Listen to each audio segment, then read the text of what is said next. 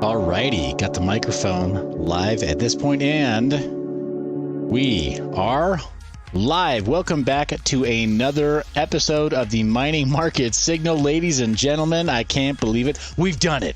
We've done it. We've stayed live every single night. We've gone live every single night for a full week. Actually, a full week and then some. Thank you for being here live with me. If you're here live during the beginning of the video, go ahead and smash like, hit subscribe if you're not subscribed, and of course share this video if you are live, so that way we have more engaging comments in the comment section.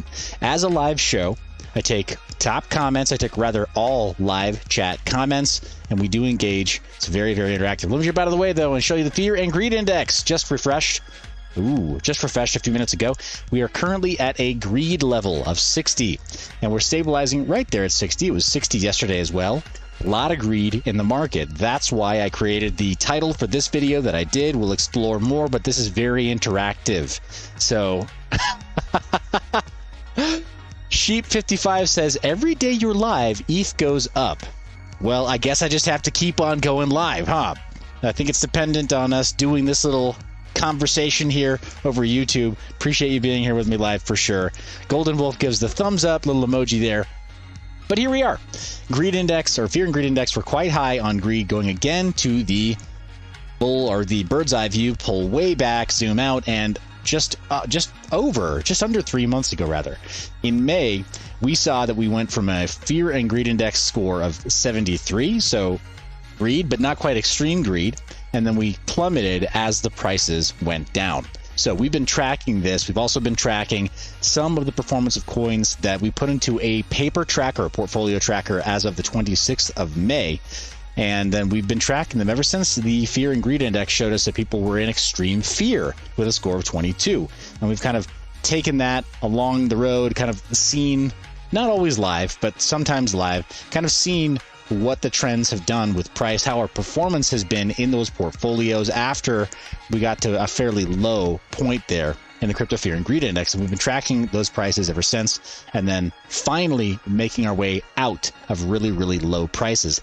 Let's check out TX Street. Going to take a second for that to load up, but TX Street is going to show us roughly what the price of gas is right now on Ethereum and what the median price to transact on Bitcoin is.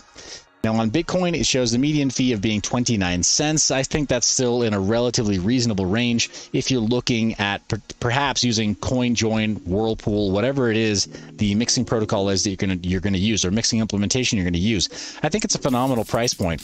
I mean, lower than that is always nicer, but higher than that will be very, very uncomfortable. This is still relatively affordable, relatively reasonable rates for mixing any kind of Bitcoin you have lying around. It's not illegal. It's your privilege. It's your right as a Bitcoin holder, as a sovereign private key holder to a Bitcoin address and to a mnemonic phrase for multiple accounts. You can use that to your advantage, and you can make your Bitcoin more fungible again.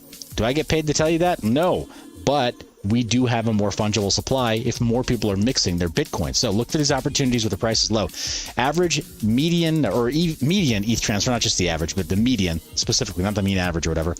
Median ETH transfer fee right now is $1.46 with the median gas price at $27.50 GWE. Why do I show that? Well, here on CoinGecko, we never seem to get real-time data. It says currently that the median fee is 37 and that safe amount is 29, with fast being 48. It's never quite as on target as you'd like it to be. There are other tools I realize as well, but here on TX Street, we can see bare minimum what the median gas price is, and it tends to be a relatively accurate reflection of what people will actually pay when they go to Uniswap or SushiSwap or 1inchDex or whatever else, when they're actually doing transfers on Ethereum. Again, guys, thank you so much for being here with me tonight. I know I got started a little bit sooner than when I scheduled the event, but it means a lot if you're here live, that you're here live with me now. Your support means so much. Thank you. Thank you. It really does. Guys, I've got a few personal projects coming up that I've been working on. I'm very, very excited to tell you more about. Can't talk too much about them right now, but they do have to do with the EVM ecosystem. So Matic, Ethereum, etc., or Polygon, Ethereum, etc., and some BSC as well, right? Binance Smart Chain. They're all, not that they're interoperable, but they have very high performance bridges between the three. So just wanted you to be aware of that I'm working on a project. It's as of yet unnamed, but I think it's going to be a tremendous opportunity for people in the crypto mining scene. Gallo says, evening, y'all. Hey, good to see you. Thank you for stopping in to say hello. And Greg Moravec says, I'm here. I made it. I'm so glad. Please tell me that you're typing that from home. I'd love to know that you're typing that from home. And we got Real PC Benchmark saying, will ETH go to 3K this weekend? Man, that's the $1 million question for some people, right? Depending on how much ETH they hold. Let's take a look at the charts, and maybe we'll move our chart. So we've been looking at Bitcoin for a while. I've got some assumptions that this may be a bull trap for Bitcoin, but that's a bit of bias on my part. We need to take a closer look at the charts and see what that says. Because I'm currently on the TradingView, the free membership, I haven't been paying for TradingView because I'm not really, I don't know how to use the tools well enough that it would matter that I have all of them available, if that makes sense. Like, in my opinion, I'm not that kind of guy that like, oh yeah, I'm gonna try whatever, like, bombing the dirt tracks on a bike. I don't go out and buy like a $2,500 bicycle to go for a weekend to try it out. I'm the kind of guy that just tries it out like a friend's bike, and then if I really, really like it, I'll go get my own. Kevin Hawthorne, all the way from Florida. Thanks for stopping in, saying hello. And Sheep55 says, ETH at 10K. Bruh. This weekend? I don't think so. No matter how much I live stream. So earlier on, Sheep says, every day you're live, ETH goes up. I mean, I can't deny it. You also have never seen Batman and me in the same room. But I'm not really sure that they are correlated in any meaningful way, right? So, we'll see. But here we see TX Street, the average or median contract fee at $10.41. Gallo says, no worries, it'll hit 2.5K by Valentine's Day, according to BitBoy. Wait, what? 2.5K by Valentine's Day? Why? There's a joke, and I feel like I'm becoming the butt of it. I'm not going to touch that one, guys. All right, I can't go there. All right, this is TX Street, though. This is a really great tool for us to take a look at. Fiat Leak is also going to show us where in the world the Bitcoin is going, right? And the Bitcoin, as soon as it actually decides to show up, maybe you start with ETH, because that seems to be where everyone is excited. There we go. Thank you. Thank you for, check it out. Greg, Seth live streams twice a day, and ETH surges. Gallo says that was this year. Okay, got it. Cool. All right, we're back at 25.47 with ETH, a lot of USD. What was that? Turkish lira again going into it as well. I think we got plenty of euro going into it as well, and rubles going into it. No. Was that rubles or Great Pound? Or that was the pound, the British pound. All right. The British pounds, maybe some rubles. Don't think so. More British pounds, USD, and euro than anything else. Not as much Korean won. Could be that right now. Let me think about this. What time of day are we at? Yep. Could just be that these markets are very, very quiet right now because they're sleeping. Haha. I mean, maybe they're not. I don't know. I'm not their dad or whatever, but it's very possible that everybody on this side of the world is kind of, just tired right now. Like if you live over this way, you're trying to sleep. Unless you are, oh my gosh, unless you're in Thailand. And then you're just going crazy. You're going nuts right now. Throwing all your Thai baht, right? Like dollar bill, y'all. Thai baht over at the Ethereum. They can't get enough Ether in Thailand, clearly. But that's where all the ETH is going today in the world. Guys, what other coins? Let me know before we get to that point. Before we get to the point where we're charting or whatever else, let me know what kind of esoteric, very random, rare projects you want me to take a look at. It doesn't have to be on CoinGecko. It can be on CoinGecko. It can be on CoinMarketCap. It can be listed only on Nomics. That's what I'm starting to take a closer look at because they've got a totally free API. So I might be creating a spreadsheet based on the Nomics API because they give unlimited, they give you up to 1 call per second, which is enough for those of us who are just using a spreadsheet at home. So I might make a spreadsheet there that has the API pulled in. Wouldn't that be cool? Be a cool community spreadsheet. So might make that, but just want to take a look at coins first. Ray the Muss says, hey, from New Zealand, everyone. Good to see you. Thank you for tuning in. Appreciate it. It's rather late in New Zealand right now, isn't it? Or it's rather early. One of the two. Are we entirely upside down? Is that how it is? It's early morning for you, isn't it?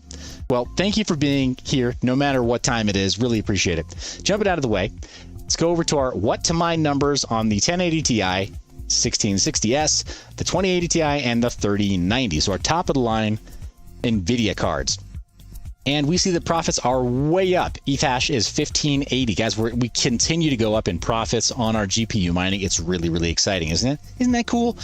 Ravencoin continues to be a distant second right now at over $5 in difference. So over $5 delta, and within spitting distance of Firo, 1 cent. Firo profits for the same amount of time. Ethereum Classic at 915, so significantly lower than that, and Zano at 826. So I don't think that Ethereum Classic or Zano are winning in any meaningful foot race here against Ethereum, but neither is Ravencoin. Firo is just a good contender to Ravencoin.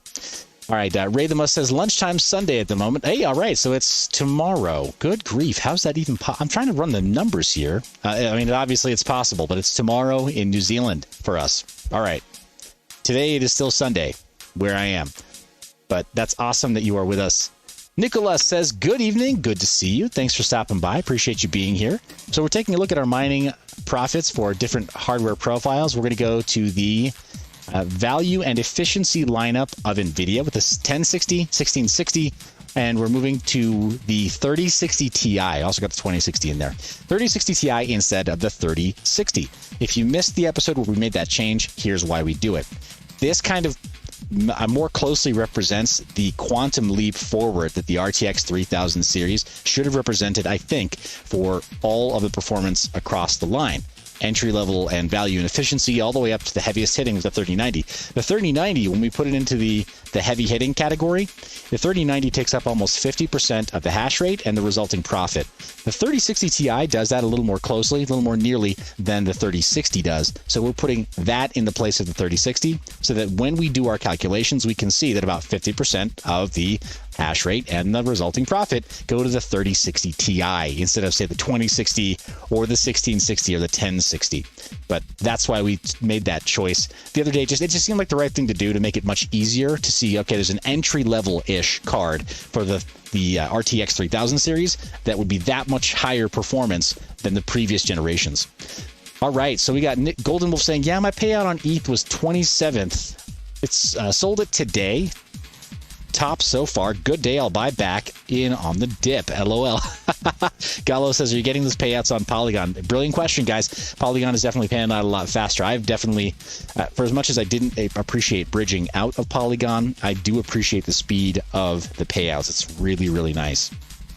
So checking out these numbers, Ethereum top of the list at 893. That's killer. About half that going to the 3060 Ti. Firo is a distant second place, but it's ahead of Ravencoin. Ravencoin is number 3 at 627 to Firo's 638. Everything else is nice hash. Unfortunately, aggregator prices there. And then a very distant 4th place is Zano at 477 and Ethereum Classic at 493 with fairly inconsistent numbers. Otherwise, it would be ahead of Zano. Ergo is not far behind them either. All right, that's our value and efficiency lineup on NVIDIA. Let's take a look at, oh my, we've got texts coming in. Oh yeah. Oh yeah. All right, cool.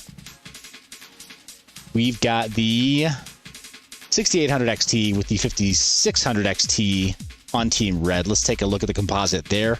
Looks like about 60% of the hash rate and the profit will go to the 6800 XT when we run this number. And it's Ethereum at 722, Ravencoin at 510. Oof. Ethereum Classic at 412, Beam at 355. Really, this is Ethereum's game for these newer cards.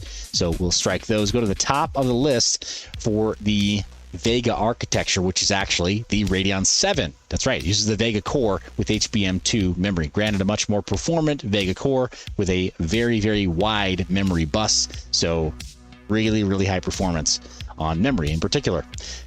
Cost for power, we're doing 14 cents per kilowatt hour for all of these. And then profitability and average for revenue or difficulty for revenue, we're doing an average of 7 days. Sheep55 asks, does pineapple belong on pizza? Guys, look at my eyes. You know the answer to that question. All right. So, very top of the list, Ethereum at 654 For the Radeon 7, second place is Ergo down at 422. Ethereum Classic at 377. It's just not even close, guys, right? Ethereum is so much more performant on the Radeon 7.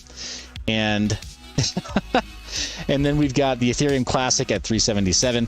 Gallo says, Seth, I appreciate the daily stream, but please take a break tomorrow. Hey, I appreciate that too. I might be pre-recording some stuff tomorrow, guys, and I maybe I will do something that that premieres or is live, but I appreciate you saying that. Yeah, I need to take a break. You're right.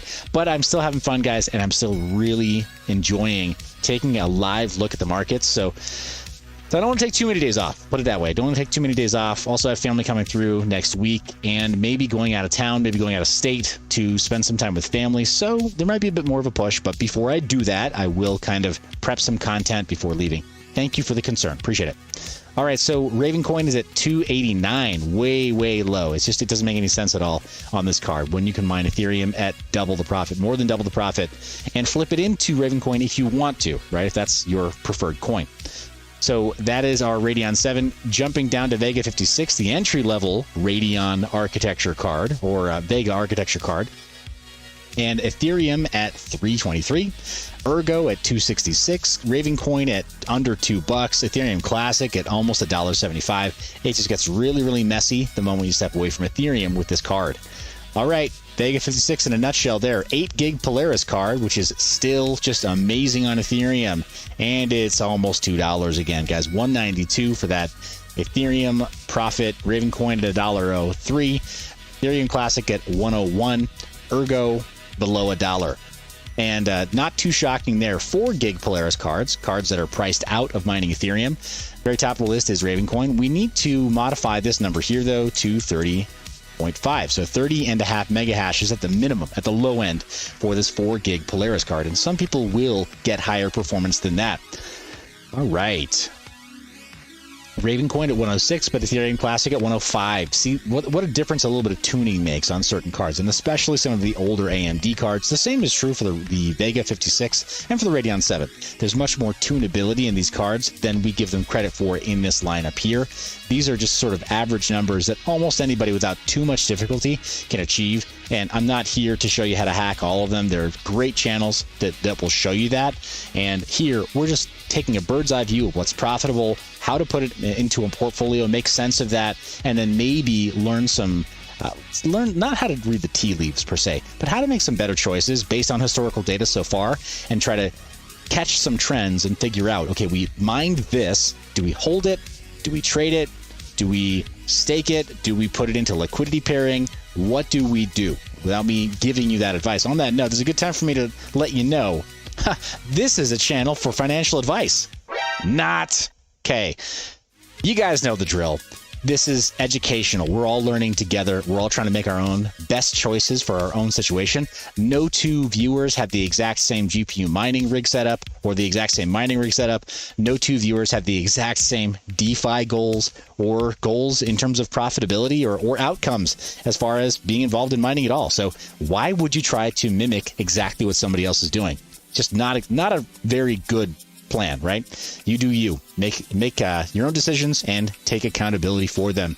All right, that is the 4 gig Polaris card. Let's go down to the R9 Fury, which is Gallo says, love the the Metal Gear Solid alarm sound. Yep, that's called the Tin Deck. It's a fun one. I love that one too. So I had to keep it there. The Deadwood is in the live comments saying, hello all. Hope you're all having a nice day. Well, thank you, the Deadwood. Hope you are too.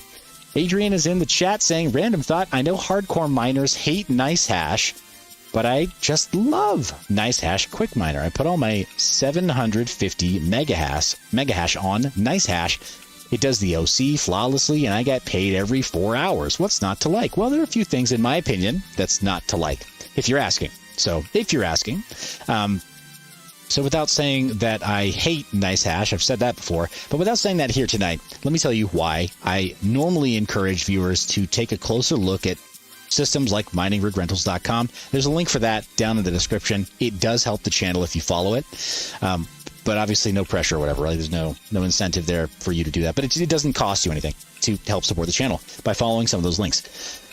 NiceHash was It was complicit in some of the biggest hash rate attacks in the history of cryptocurrency, including against Bitcoin Gold. And in talking to some of the people who are at the leadership of Bitcoin Gold, that was confirmed that NiceHash was not found to do anything wrong per se in that whole hack, but their platform did allow people to aggregate enough hash rate that it was just kind of sitting there for one person to use. They only needed it for about an hour or two, so they didn't need to buy it all day, but for about an hour or two to successfully 51% attack some other networks. I'm not a big fan of that. So without me saying that NiceHash themselves, like the founders having some kind of criminal history, which is true, or the founders having some kind of like shady past, which is true, or there being some kinds of problems in the past with people downloading the wrong binaries and the wrong mining software, because NiceHash has that network effect, which would cause new people in the space to be confused easily, which is also true. All that aside, I don't really care about that. Ideologically, the reason that I say not to use NiceHash and maybe to try mining rig rentals instead is because there have been other coins that have been totally wrecked by hash rate nuking them using the aggregated hash rate from NiceHash.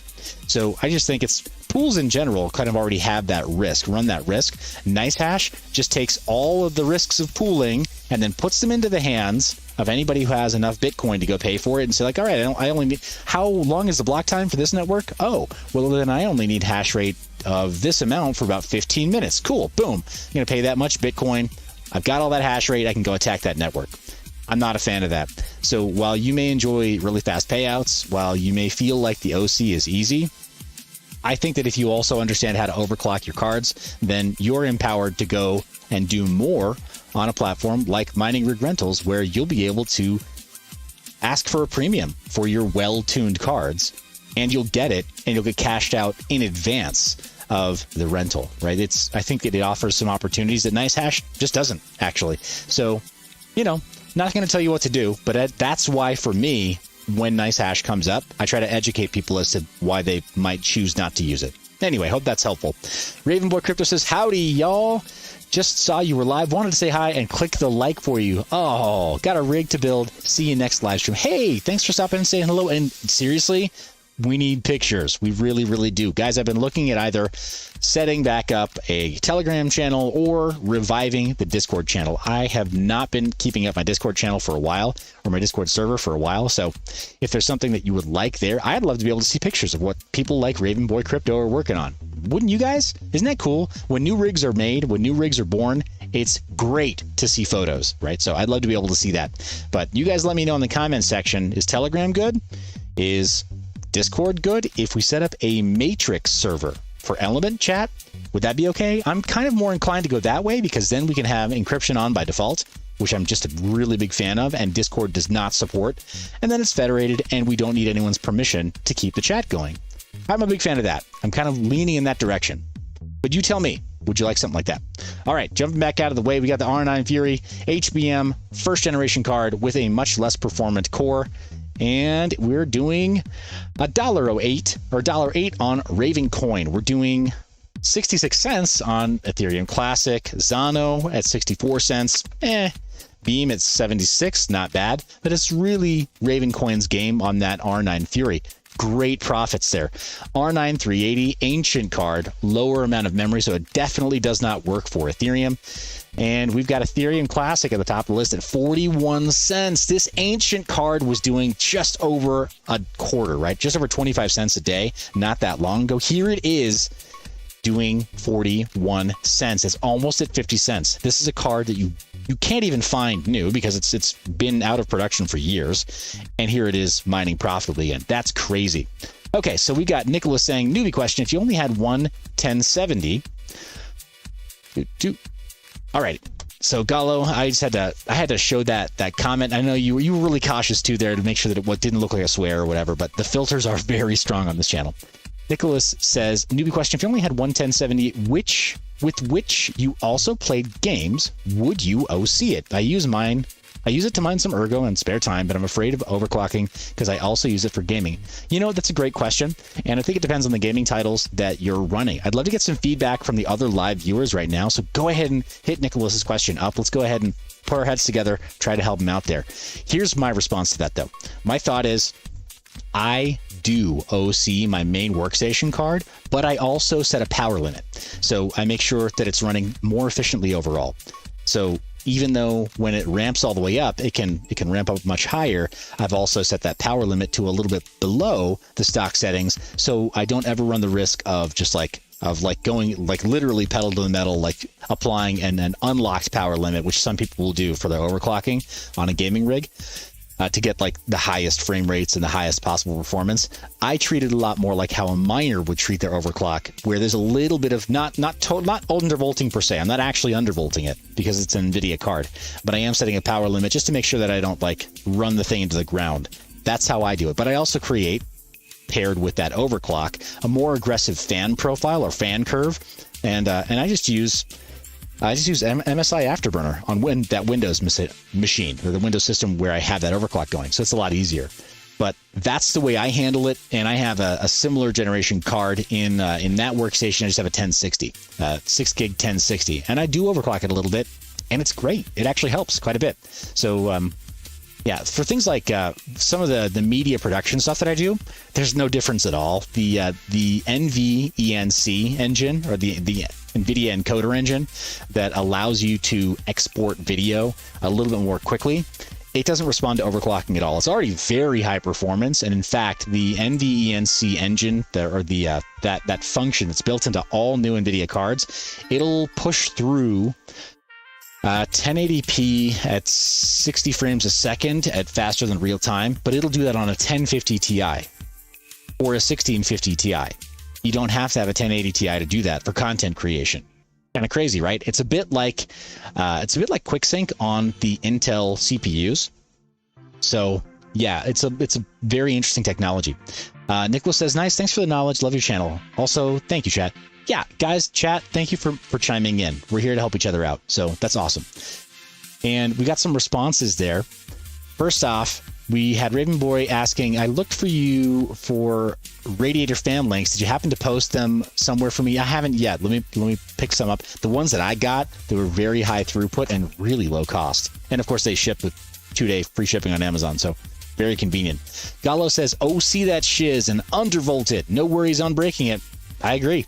Yeah, just mention that. Raven Boy says, I have a 1070 and I game on it too. Just don't OC it too heavy. I agree with that as well, right? Like, stay conservative. Golden Wolf says, just use Afterburner and have 2 settings, one for gaming and one for mining, and switch around. That's also a really sensible way of doing it, for sure. The Deadwood says, I have been mining on the same cards for 3 years, 1 year on Raven. All are still running. Just reduce power use and don't OC too high. Greg says, I find 75 to 85% power to work well on all GTX 1000 series cards. Awesome. Raven Boy follows up saying, sweet, you're the man. Thanks for everything. Bye. All right.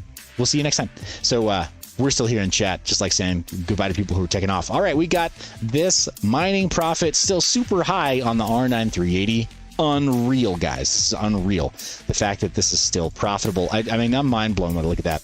Let's check out our cost to mine one full Bitcoin, and we're going to go to our baseline card, our baseline ASIC, which is the Antminer S9. You can still find these around, plenty of them used in varying conditions, right? Not always in good condition, so be very, very cautious when you're looking these up. But right now, on 3-cent power, it makes sense, right? $7,200 US dollars to mine one full Bitcoin. On 5-cent power, which you'll find co-located in some locations, some places, you'll mine one full Bitcoin for just over $12,000 US dollars. On 8-cent power, which you can find in most cities around the United States, or most states, definitely.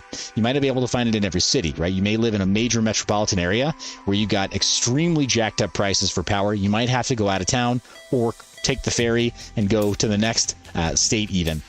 Hey, we got Voltron in the comments saying, sup, Seth, pump it. Yes, we got to pump up the prices, pump up the coins. Need a pump it up theme song. Not the one everybody keeps reusing, because that's the one's getting so played out. We need a new one. We'll find one. Anyway, you can find 8-cent power is what I'm saying, guys. If you look for it in your state, it's available. You have to really scour, though. And at that price, you're getting one full Bitcoin for over 19,000 now. It's jumped up by $1,000, the price to get that Bitcoin at 8 cent power on the S9. And you've been hearing me say for days, right? 19.4, I'm still okay with getting a Bitcoin at 19.4, obtaining Bitcoin at 19.4, especially if I'm mining it, right? If it were just an opportunity to buy it OTC, if somebody right now said, hey, I want to sell you Bitcoin for $19,004 or $400, obviously you'd buy as much of it as they would let you buy. Right? You can go arbitrage that, immediately go sell it for over 40. When you're mining it with one ASIC, it's going to take you a while to get to that full amount. So unless you have a warehouse full of them, you're not going to actually obtain that price, right? You're not going to obtain one full Bitcoin at that price right away. It's going to take you some time to get to it. That's why I'm a little bit hesitant here. Some people are calling for a new floor, right? So a retracement and a discovery of support levels not long after we go into whatever this next leg up is. Maybe we go farther down. And some people have said could be $20,000. If that's the case, I wouldn't be super jazzed about picking up Bitcoin with an S9 at only 19.4. That wouldn't really feel like much of a steal to me if Bitcoin gets drops its value all the way down to $20,000. I'd want it closer to the range that we saw before at 5 cent or even 3 cent power. Let's bring it all the way up for illustration's sake. All the way up to 14 cents per kilowatt hour, and now you're picking one up for almost $34,000, up by almost $2,000 from the last time we looked at this, because even though the price has gone up, difficulty has too, and NetHash has too. We may have just had an adjustment, and I apologize that I don't know off the top of my head whether or not the Bitcoin network has adjusted difficulty. David Lee is in the house. He says, yo, welcome, David.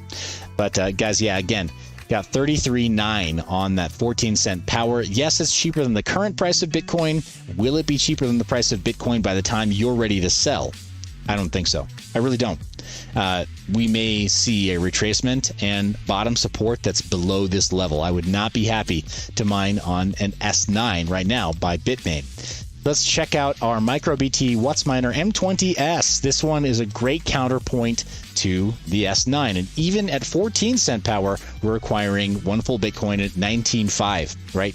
19,525 US dollars. Again, not great, but better, right? Better, even at residential rates. Let's take a look at our commercial rate. Again, if you're in an area where you know you can find 8 cent power, and like I've said, you can definitely find it wherever you live. You may have to scour more. You may have to, again, take the bus. You may have to take it, like whatever, the train. You may have to cross the other side of the tracks, right? Where the dangerous people live. That's good. Power is going to be better there. Don't make it weird. I'm not talking about people being dangerous. I'm talking about the areas where you need to go look for the low-cost power. Here's the thing. You're going to find that 8 cent power. I promise you're going to find it. When you look for it, you're going to find it. It's there. And when you do, 11.1. That's what you're getting one full Bitcoin at. I'm a lot more comfortable with that than I am with 19-ish, 20-ish $1,000 acquiring one full Bitcoin on these ASIC miners. So you really have to scour for that. If you can find a co-location facility that'll sell you, or all in posted price of 5 cents per kilowatt hour, then you're getting one full Bitcoin for $6.9, right? So $6,000, 973 US dollars every single day. I will mine Bitcoin at that rate. That's amazing. That covers my overhead. That covers my transportation costs. That will eventually cover my hardware costs for the miner itself. That puts me in range to actually be profitable after all is said and done. Much higher than that, and I'm not very happy to mine Bitcoin. And then they say 3 cent power, but I just don't. It's just a pipe dream, guys. Again, if we're operating at the small to mid scale, we're not finding 3 cent power easily. You have to know somebody who is generating power on site and then co-generating power there with their the initial source of generation. It's not an easy thing. It's really not an easy thing. Or you have to be on almost entirely renewable energy so that your overall costs are about 3 cents per kilowatt hour.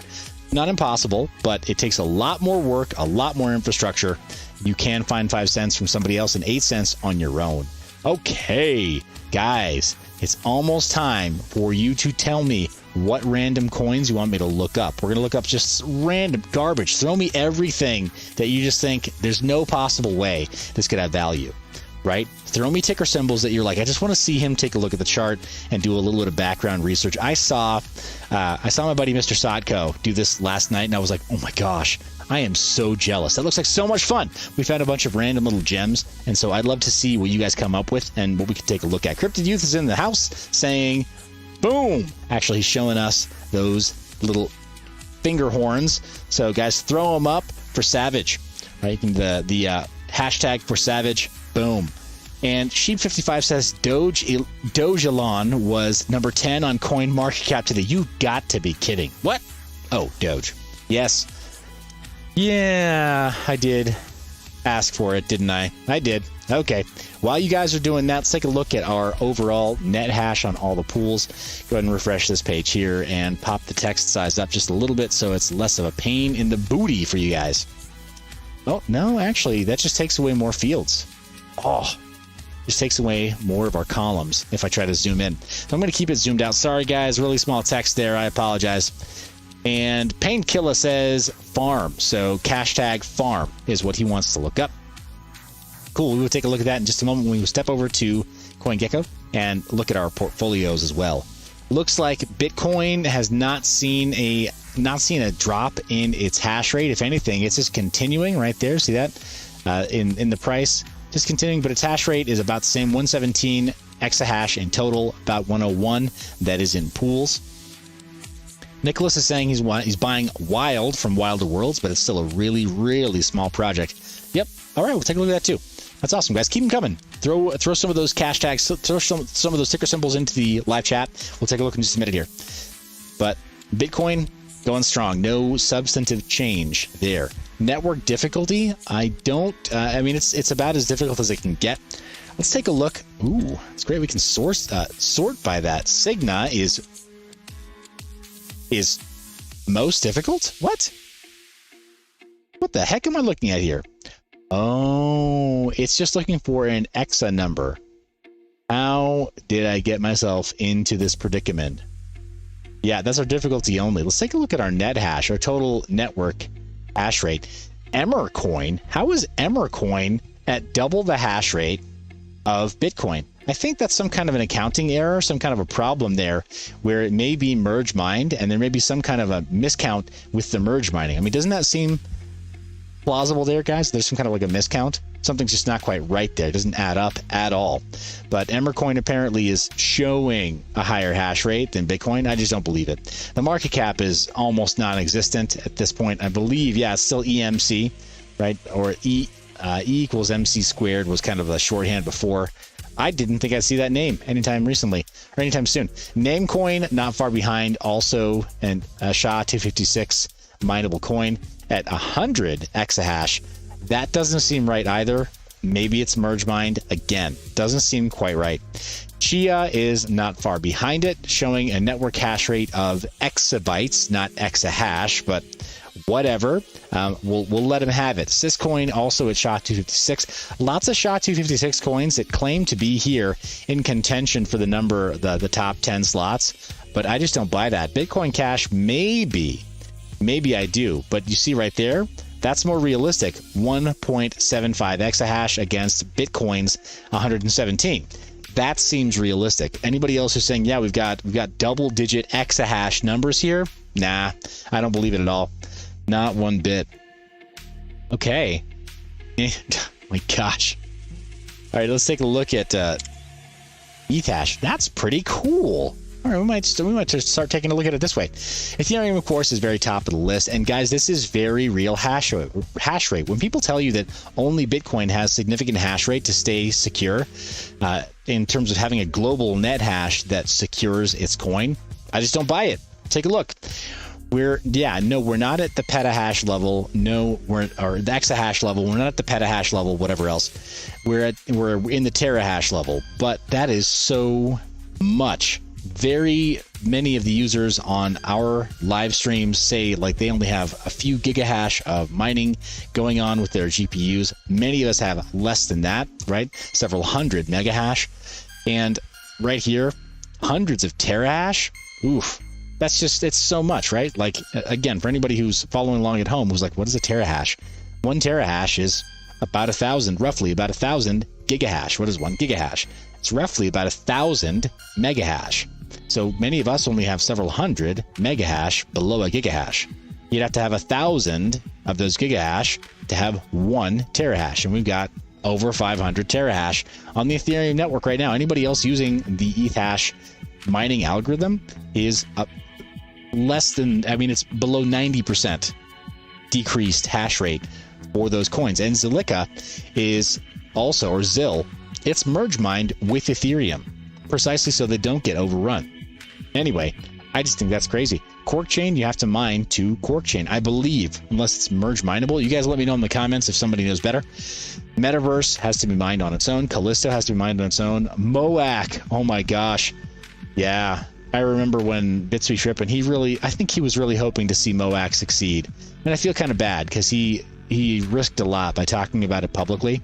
But Moac, or the mother of all cryptos, it's not doing so hot anymore. It's not gone, though. It does have a market cap that's still in the over 10 million, but crazy. So Cryptid Youth says, that's how you say Zil? Yeah, I don't know if it's Zilliqa or Zilliqa. I don't know what. Like, it's just Zil, right? Zil. I just call it Zil. But that's the full name right there. Yeah, Expanse, far behind that. It's still in the dozens of gigahash. And see how fast that drops off after you get past Cork Chain? It drops off so quickly. Etho protocol at only 13 gigahash. I mean, I've known people who run farms who can 51% attack, something like that. Really, real talk. They can. I'm not saying that you should. But yeah, that's crazy. Tesla funds, EtherGem. Hey, EtherGem. That's a fun little project too. LAism. Dang. Yeah, nobody's really mining to these at the same level though. Alrighty. The Deadwood says 275 megahash, just a little guy, but it's made a few coins. Heck yeah, man, that's what it takes. It doesn't take having a warehouse full of equipment, and frankly, it'd be a pain in the butt to maintain, wouldn't it? Mining at home, if you have to grow up to a warehouse, that's a lot of pain. So having to deal with all that stuff. Anyway, Cryptid Youth says, and I thought I was learning something new with the name. LOL. Like as you said, I've never talked to developers, right? Like maybe they have the official pronunciation on their YouTube channel or something, but I'm not really following it very closely.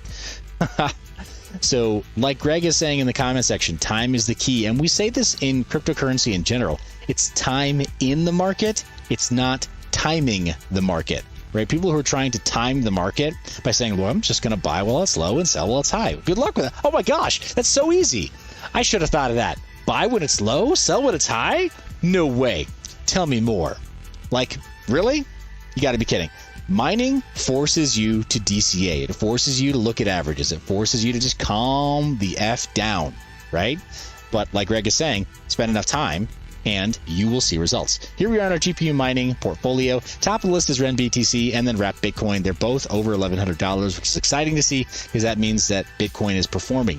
Ethereum is in, so we'll call it second place, virtual second place at over $1,000. We finally reached the acquisition price of our coins when we made the paper portfolio. Below that, Ravencoin and then Matic, Aave, interest-bearing, Wrapped ETH. That's almost at $1,000, which is a bummer. You'd hope that it would go over and match that a little more carefully. And then Ravencoin is below $800 or $900. Ryo currency below $900. Conceal below that. Zano and Etho middle of the pack with Ethereum Classic as well. But bottom of the list is still Haven, and it's over $4 now. Guys, I've been talking about it for a while. And I'm really not here to promote it. Like, I'm not here to pump it. I don't actually have any bags to pump, guys. I have not that you could prove that I have it if I did, right? It is a privacy coin that's forked from Monero, so there's always that, like the private by default aspect of it. But I've been talking to you about it since it was below $3. Here it is, 25% up. I think that it's going to continue to recover personally. That's my take on it. I think it's still a pretty unique opportunity. And market cap over $60 million. So it's not like there isn't enough to go around for several of us who are like, well, could I try it? Could I sell it if I don't like it? Could I mine it and sell it? Whatever. Yeah, it's got enough going on there that maybe you can. Again, not advice. I just see that from when we put $1,000 in, it's down almost 70 still. There might be an opportunity. And that's our portfolio on GPUs. Taking a look at hard drives. So hard drives, MadeSafe coin, still top of the list, almost at 100% up since we put it in. And Chia still at the bottom of the list, still at 67% down. However, it is up from the last 7 days. It has recovered admirably, but it's taken a strong hit. Whatever it's done to come up that giant shelf, almost a head and shoulders formation there, has come back to find some bottom support and sort of chill out, right? It's not at $300 anymore. It's closer to $260. People who jumped into the live stream yesterday saying, well, look at when look, it's going to go to $600 now, right? And, I had to pump the brakes and just say, all right, kiddos, let's pause for a minute, and I'll tell you why I will turn this car around in the middle of family vacation if you mention Chia like that with Moon Boy glasses on. No, the Moon Boy goggles does not make the coin more attractive.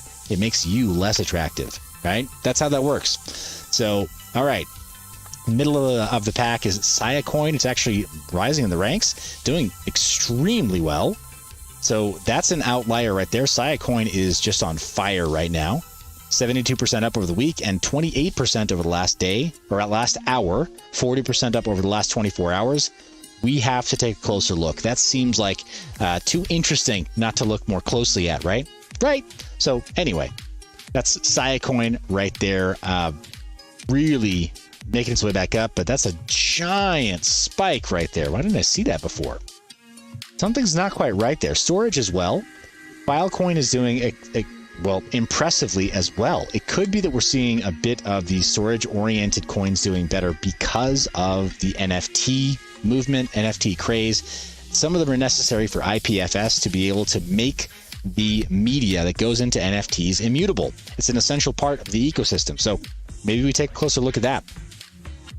But let's go from our hard drive mining portfolio. Oh, and I failed to mention 24 hours, we're up 6%, but we're still down. Oh my gosh, total P&L, we're only down 4%. Again, largely because of MadeSafe coin. This has been our little sweetheart portfolio.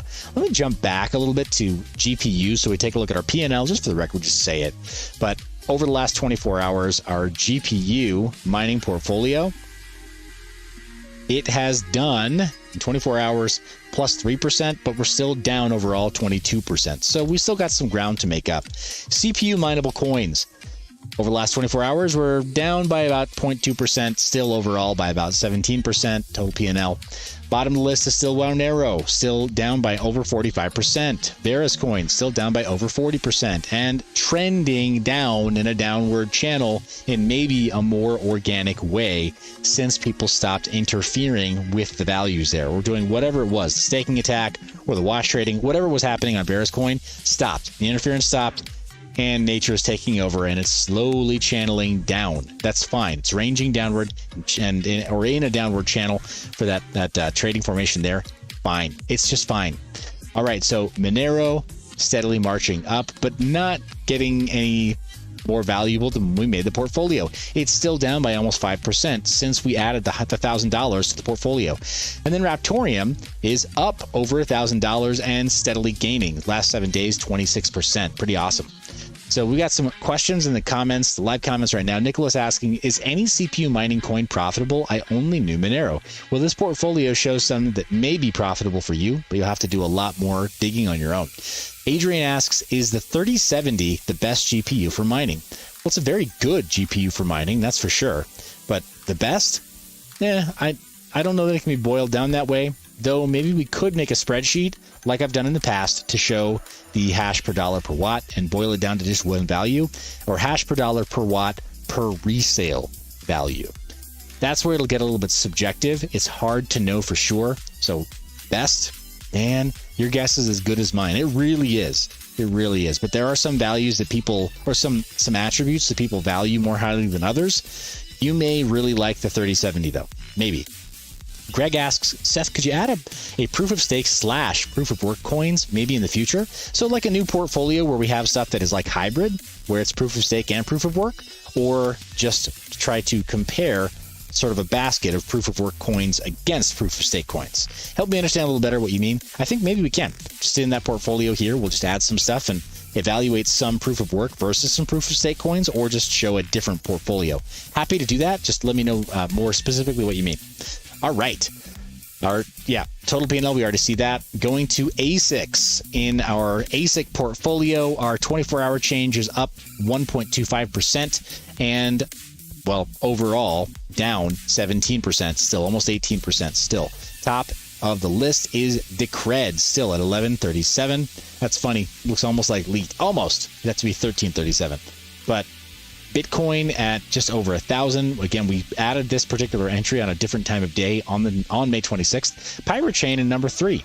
That's pretty cool. And it's above Dash right now. Very strong weekly numbers for it, right? The 7-day is very strong. Not as strong over the last 24 hours, certainly. Maybe 48 hours there. Kind of reached a bit of a plateau. Hopefully it doesn't correct too hard, because if so, it'll lose that number 3 spot, but Dash right behind it.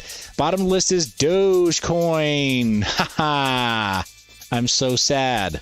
Don't I look sad? All right. That's Dogecoin at the bottom of the list.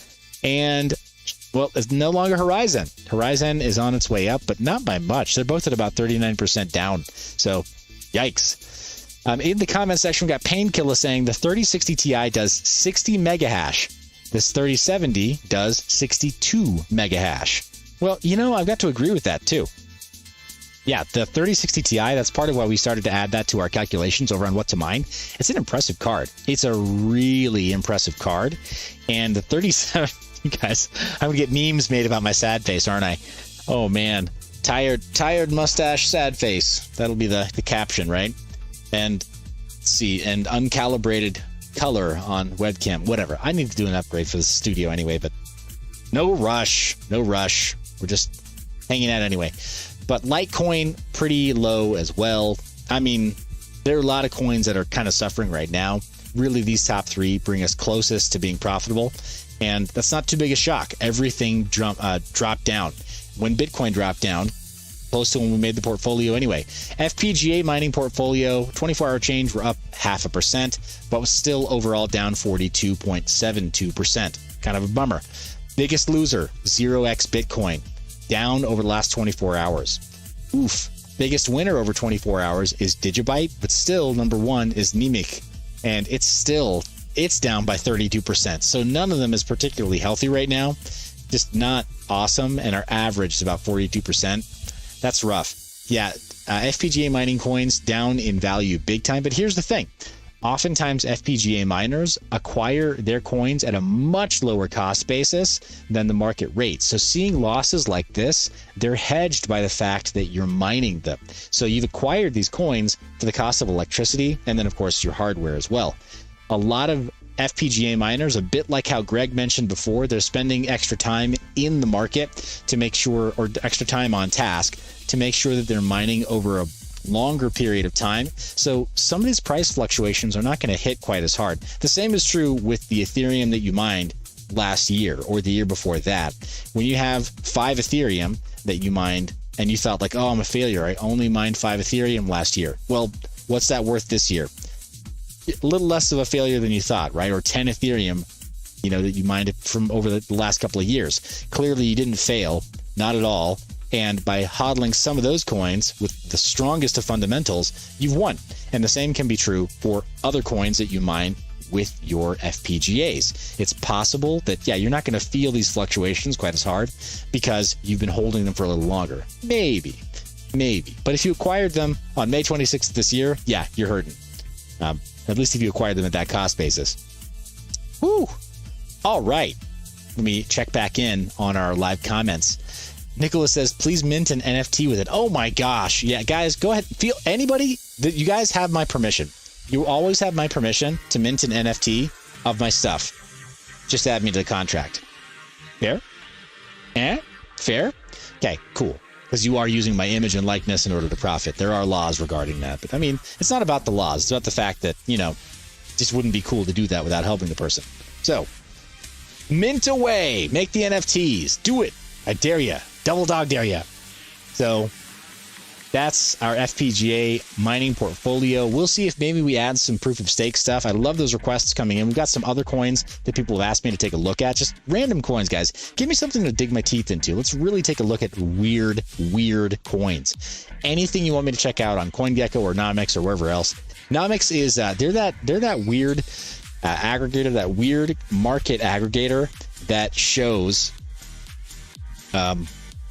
they show hex in the number 3 spot, because apparently CoinGecko and CoinMarketCap don't. And I didn't take a close look at them before. I just wasn't aware that there were any other really good options there. I'm taking a look at them because they give you so many of the they give you so many so many API calls as a free user. So I'm excited about that. CoinGecko did that back in the day as well, so that's why I had a spreadsheet that used them.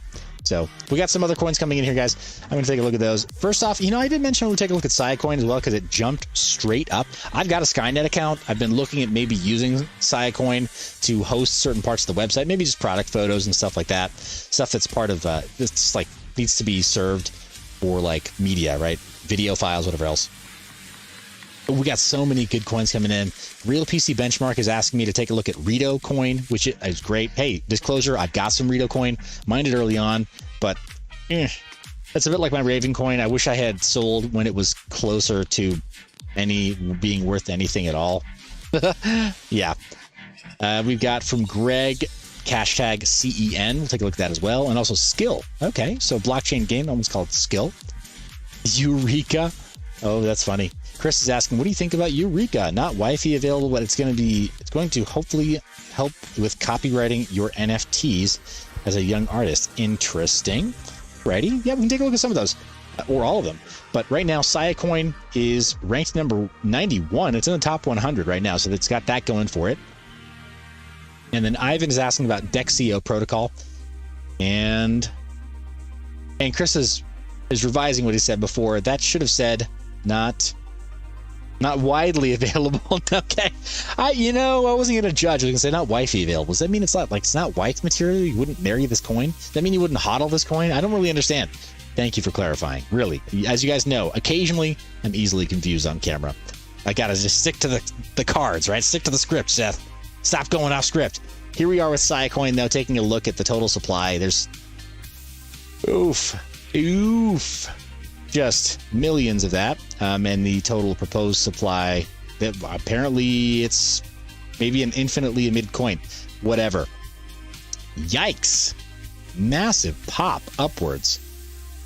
Yeah, almost 25% up, with a huge amount of trading volume coming in. I mean, dang. $232 million, up from $69 million. What'd be really funny is if it jumped up from $69 million of trading volume all the way up to $420 billion of trading volume, just because of the memes, guys. Can you imagine the memes after that? It's like, oh, yes, our coin is so powerful. It jumped from one meme to the next. So crazy. Lots of trading volume. That just seems like it's not quite right. There must be some news happening in the Siacoin space that I'm not aware of. So we'll take a look at that if you guys want. Seeing another ticker symbol come in that we can take a look at called NFTX. Interested in seeing that as well. We'll take a look at that in just a minute here. But I'm really curious about Siacoin now because I've got that Skynet account, which is the Siacoin. Basically, it's free storage with Siacoin. I'm a bit like using IPFS and Pinata, how you can throw like images and stuff into IPFS and then it's hosted there forever, basically. Kind of untakedownable, so to speak. That's Skynet for Siacoin. So I'm curious about just having parts of my website live there and try out statically generated websites that are less takedownable. That'd be fun. But for Siacoin, we've got Upbit, Binance, Bitcoin.com exchange. Where is all this volume coming from? Looks like the top volume is coming from Upbit.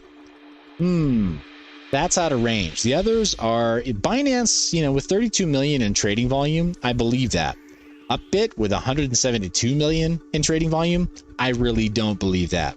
Even though right now the trust score, according to CoinGecko, is good. I don't know. I don't know what to make of that. What's the trading pair here, though? It's KRW, dudes. All right, let's take a look. Oof, Korean won. That's what it is. Duh, Korean won. The Koreans found Siacoin. Okay, game over. All right, seriously. Just answered my own question. Here we are staring at a Korean exchange. And yeah, KRW, Korean won. Guys, that's it was the fiat ticker symbol. It was not a coin ticker symbol. Yikes. Yikes, yikes. And of course, like a bunch of sociopath Koreans, there's no dark mode. What is wrong with you people? Yes, I said it. You people. What? How? What? What in tarnation? Samsung Fire. What is Samsung Fire? Is this like it's like Firebase for Google? What have I stepped into? I don't even know. This is too deep, guys. This is maybe, is it above my pay grade? Is it below my pay grade? I don't know. Smash like either way to let me know if it's above my pay grade, /like. If it's below my pay grade, smash like. All right, so yeah, Upbit taking it by storm. I wonder if this is a coordinated pump and dump or wash trading activity by somebody who's now a massive Siacoin whale. Yeah, Greg says, run, Seth, run. That's true. Okay, Serpentine. All right, you gotta dodge. They're gonna, okay, if they're using tracers, you're all right because you can see it flying past you, but otherwise, you gotta just like, make your running pattern random or you'll get plugged. So interesting. Guys, I did not expect to see that tonight. Let's go back through some of these fun coins you guys brought up to my attention, because now it's like, okay, well, yeah, there's interference here. Don't know how, but somebody like discovered Siacoin. They're like, yes, this is better than IPFS. This is better than Filecoin. This is better than Shia. We can do it better. So, all right. Si se puede, coreano. Let's take a look for some of these other. I'm going to start with Rito, because it's just so interesting. Oh my gosh, it doesn't have a rank anymore. Oh, Rito. Sub Satoshi. It says 1 Satoshi. That usually means it's a sub Satoshi coin. Oh, this is painful to watch. It just is. Let's just pretend like one of you was mining Rito coin for a long time, right? Let's just pretend in your office when it was still, like when you had free power at the office, you let your boss's computer run. And you were like, I'm going to mine some Rito. And you just decided that you were going to mine, I don't know. Let's just say, for kicks and giggles, 250,000 coins. Oh, 250,000 coins. That's still only $62. It's probably not even worth your fees to go exchange it right now. It might not be. Like, it might literally not be. Oh, trading volume of 2.9 cents. Trading volume, and it popped right up. See that giant. This is wash trading for Rito right now, guys. $2.24. Oh, this is like actively watching people starve in Venezuela. I don't like it, guys. Feels bad. Don't do this. My heart. Really, this is sad. It's really, really sad, right? Yeah, Nicholas is right. Rip is like it, guys. Pour one out for Rito coin. Taken too soon. All right. Let's see what it's done over the last 30 days. There's been some volume, but it's been intermittent, clearly sporadic. This is people trying to get out of the coin, but it's mostly illiquid. Like they're just putting in sell orders and hoping to, praying that somebody takes them up on it. I think that's what I'm seeing here. And you could be seeing project leadership buying back. Ooh, man, I got a story, guys. Back in the day, do you remember Pigeon Coin? So Pigeon Coin was a fork of Raven Coin. I was asked if I would be part of leadership at Pigeon Coin, and I was like, if you don't want to lead the project, why do you think I would? No? So I didn't do it. Anyway, coin projects are hard. They're really hard. Chris says, wow, maybe my pick is wifey material after all these last two potentials. It's true, bro. It's true, right? Like, yeah, unfortunately, Rito coin? No, you're not getting a wife with it. Doesn't mean you could have the entire coin supply. No wife. Sorry, you're done. Done at life. No kids, no family. Do not pass go. Do not collect wife. So, done. Rex24 is still trading it. GraviX still trading it. Safe Trade still trading it. Wow, that's really valiant of them to do that. That's cool. They're even putting their own coin against it in a trading pair. Yikes! All the trust scores are down to basically non-existent. Safe Trade, that's weird that they don't have a very high trust score. I don't know what's going on. And there's not consistent trade. Yeah, again, not consistent trading. A couple times a day, maybe, is when trades are coming out. Rough. That is rough. Okay, so Token on the Blockchain asks, can we still mine ETH after the hard fork? That's a great question. So the London hard fork update is coming apparently not on August 4th. It looks like more accurately, it should be August 5th. And that should be available on Etherscan. Yeah, Etherscan should be showing that live. Oh, let's take a look. Well, it looks like maybe it's not as obvious on their site as I thought. I thought they'd be showing the fork come up sooner. But yeah, looks like it should be like August 5th-ish is when that happens. And when that happens, yes, you'll still be able to mine to the Ethereum network. But it could be that your mining reward dips for a while, and then as it seems really difficult, we'll see a bunch of miners take off. But if you stick around, I think you'll be rewarded, and that your individual profits will go up just a little bit. That tends to happen when there's a shakeup like that. It kind of shakes out the weak hands, but if we just keep mining, you're probably going to be fine coming out of it. But eventually, when they do what's called the beacon chain merge, the merge between the current ETH 2.0 beacon chain, where people are trying out proof of stake, and the main or the mainnet of Ethereum right now, when they merge those two, then it's over. We're done. But right now, this London hard fork update in August will not prevent you from mining. You can still mine to Ethereum after that point. Good question. All right. Going back up the list, I've got NFTX. I'm working backwards here, guys. I'm just going to take these in reverse order. Keep on throwing in ticker symbols if you want to see something interesting. NFTX. With this, dang. It's performing very strong. Somebody threw me a gem here. Market cap of 81 million, 24-hour trading of 16 million. No way to tell for sure if that is real volume. I'm going to try this out, guys. I am going to go over to Nomics, and I'm going to try out their search. First things first, guys. I know there was a giant ad up there, and I think that my ad blocker kind of got it, but then it didn't know what to do with the empty space. So I'm going to see where that happened right there. Let me jump out of the way. See this? This is when I have when I've got uBlock Origin installed. When you got uBlock Origin installed, you can. I'll try this again. uBlock Origin right there. I can tell it block element. And then I can use this little selector and find the area of the web page that I don't like anymore. Boop. When I click on it, it asks me or tells me what that code is right there. Little flex box. See, it's a little flex box in the CSS. And I can tell it create, and then boom, it deletes that. Nukes it, gets it out of my face. See ya. Haha. Yeah. You can have graphene hands, but not for bad web design. Have paper hands for bad web design. Just let it melt. Once it gets a little bit of like drizzle, little rain. But whoa, what happened to my hands? Rice paper hands, help me, I'm melting. So top cryptocurrencies by market cap. Nomics does something that the others don't, and it shows hex based on market cap only. Guys, this is not me shilling, by the way. This is me just saying it does this, and I think that that's very interesting that others don't. Because clearly right now it's at a $70 billion market cap. And for people who weren't paying attention, that's like people in 2016 who were like, this Yahoo that owns all the hotels, he's not going to win the presidency. What happened? He came up and bum rushed the entire United States and was like, oh, I'm the president now for 4 years. I mean, good, bad, and different. That's how it happened. People didn't take him seriously enough to think he could win. And I think that's happening right here. People didn't take this project seriously enough, and here it is like, yep, okay, I've got tens of billions of dollars in value locked up. Crazy. Absolutely crazy. But they also show something right here called the transparent volume score, showing roughly how much. There you go, showing roughly how much of the volume comes from where. So we'll go to something else like Ethereum. That transparent is about $6.91 billion in transparent volume. Good volume at about 92 million. Fair volume at about 10 billion.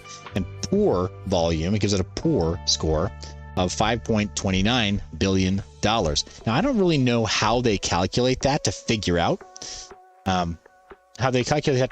Exactly what volume they believe is like good and what volume is poor or uncategorized, right? Or what, like volume, whether or not it's transparent or if they think it's wash trading. But it is pretty cool, and they also show kind of a 7-day prediction for coin price that I think is very, very helpful. So jumping out of the way, for example, right now, Again, we'll use that third place example where the hex is currently valued at 12.3 cents. They're saying that in 7 days, they think it should be valued at 10.7 cents. Ethereum at about 25.64 US dollars. They think in 7 days it should go up based on trends and their own technical analysis. But they offer that for free, a little target for 7 days. That's kind of cool if you're on like 1-inch DEX or something and you want to put some limit orders in for anything that's or any of the other exchanges. If you want to put in a limit order and just say like, I'm only willing to pay this much, they give you a really good target here. It's actually quite good. Nicholas asks, are you a developer too? I'm studying to become one. No, I'm not a developer, but I'm dumb enough to poke around at a code base, like fork stuff on GitHub, because nobody's told me that I'm not a developer, if that makes sense. So I'm like, can I make changes here? Yes. Do the changes work? Yes. Are there probably bug fixes needed? I don't know. I'm not a developer, but I do like playing around with certain codes. I mean, and scripts, right? We all do scripts. Oh, hey, Susso says it's token on the blockchain. Thank you with a $5 super chat. Really appreciate that. Thank you. So yeah, I mess around with code, but mostly scripting languages like batch files for running miners on Windows.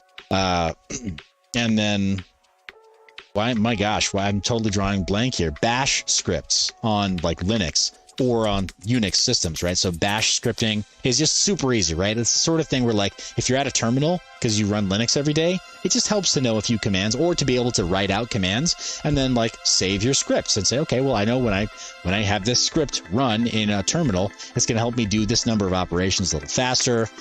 Using custom libraries like FFmpeg, if you're into media production, like I am, I like occasionally like stripping audio or it's called muxing or like demuxing or remuxing audio from a video file. And there are great tools that are command line only for that. So being able to use bash scripting makes it faster.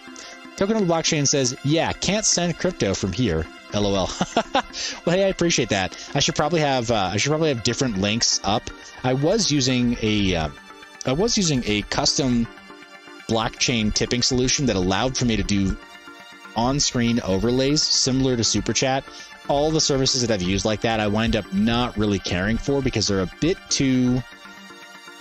It makes a third-party developer a little bit too privy to my personal business, and I don't feel comfortable with that. The only one that I do feel comfortable with is coinpayments.net because they run the checkout for my store. So they automatically recalculate what the different prices are for coins and stuff. And then they automatically convert some coins and automatically peg some coins to USD for me, not USDT or USDC. So yeah, otherwise the other tipping services, I just haven't really come to like very much. Over the years, I've tried a lot of them and I wind up not having a taste for them anymore. But thank you. I appreciate that super chat. And let's take a look at this again. We had that coin suggestion of NFTX. There it is, NFTX, and it shows right there, it shows immediately contract there on Ethereum, shows us which network it's on, I like that. Shows us the ability to copy the address or go directly to the address on Etherscan so we can take a closer look. Hey, Mark Allen, I still owe you this, and I haven't gotten an email from you. Hit me up, okay? That's in my channel description. I don't keep my email address out in the open all the time, but it's in my channel description. You can find it there. Send me an email, okay? So we can confirm your identity and whatever PO box or or like like some kind of a mailbox or like work. Don't send me your home address if you don't have to, right? But I'll send you this guy as soon as I have that address from you. So thanks for tuning in, man. Appreciate it. So NFTX shows 198.12, doing great. Volume 9.3 million every single day. This looks awesome. Like it really does. And I'm curious to know where it's trading because it's it looks like probably an ERC20. Likely we're going to see it over on Uniswap. Oh, he says he sent me an email yesterday. How did I miss it? I was checking my email like literally all day this morning. It's one of the few things I actually got done today on a lazy Saturday. Check my email. So I missed it. Sorry if I missed it. I will double check. Maybe it went to spam because there are heavy filters on it. I've got heavy filters on everything, guys. That's the thing. Like it's that point in history where if you don't have heavy filters on everything, then you have no attention for anything, right? It's crazy. Crazy times. Guys, thank you so much for being here live. Smash like. If you haven't, share it. Let's get more conversation going. Ask questions. Send me random coin ticker symbols so we can take a look at them and point our fingers in derision. Say, haha, I never bought that piece of junk. Or like, bruh, I missed out. Like this one. NFTX, which is clearly running way up.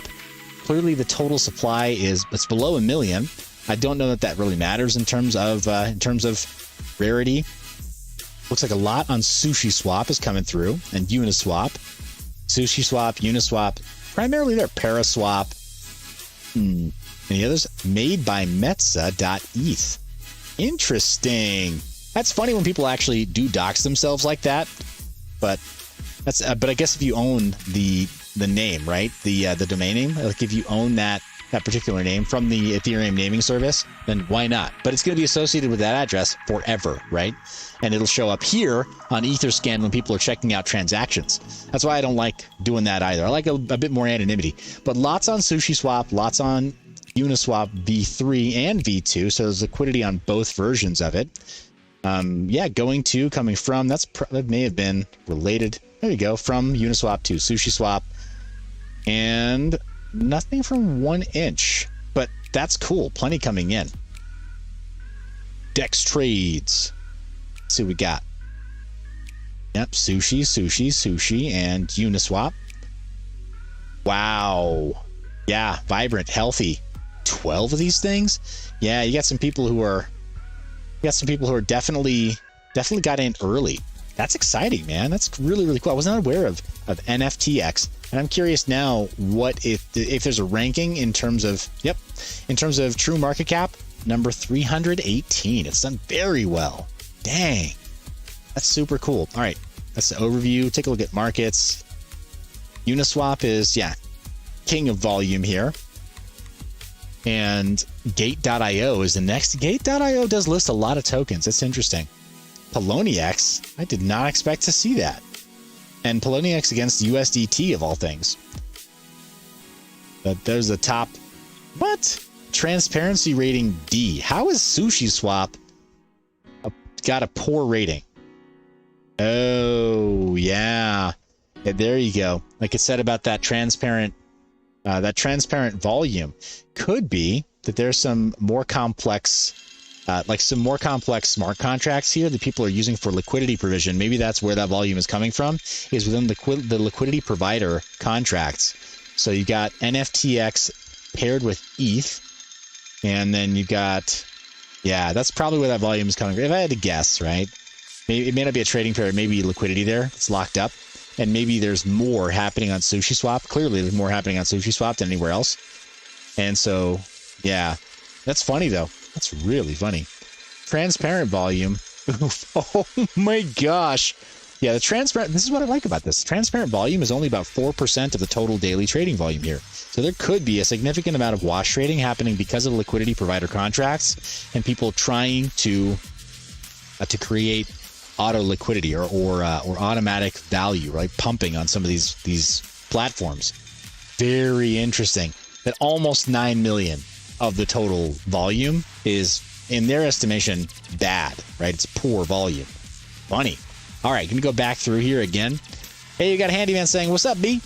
Good to see you, Handyman. Thanks for tuning in. Appreciate it. Let's see also some of these ticker symbols, guys. Send your ticker symbols. Random stuff. Let me take a look at some of these ticker symbols. We want to see interesting things on the show tonight. We already looked at the portfolios, so we're good. We're going to take a look at a Bitcoin chart in just a little bit as well, but let's take a look at some random ticker symbols. That'll be fun. NFCX looks hot. Looks like it's going really, really good, but it's up 73% in a day. Clearly, it's good in the sense that people who already had it are doing well. They're happy. It's not good in the sense that it's like, hey, you know what? I should really go buy some right now. Ha ha ha. No, you're going to kill yourself on it. Absolutely. Get sliced to death on that.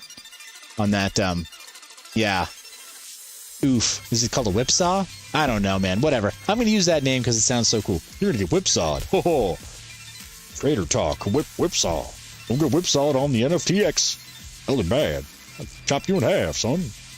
All right, so yeah, not a great time to jump in. Not at all. Price was $78 just a week ago. Dang. And here it is, cleared up at almost $200. Yeah, people who've had it for a while. Let's go back to the month chart. 46 before that. And let's go to a 1 year chart. Oof. You know what though? It's done higher back in when everybody's like, yeah, so 2,500 by Valentine's Day. Well, NFTX did almost 500. Did 450 almost on Valentine's Day. It did really, really well. So it's kind of returning to a shadow of its former glory. It's kind of a little, it's somewhat light reflection of its former glory.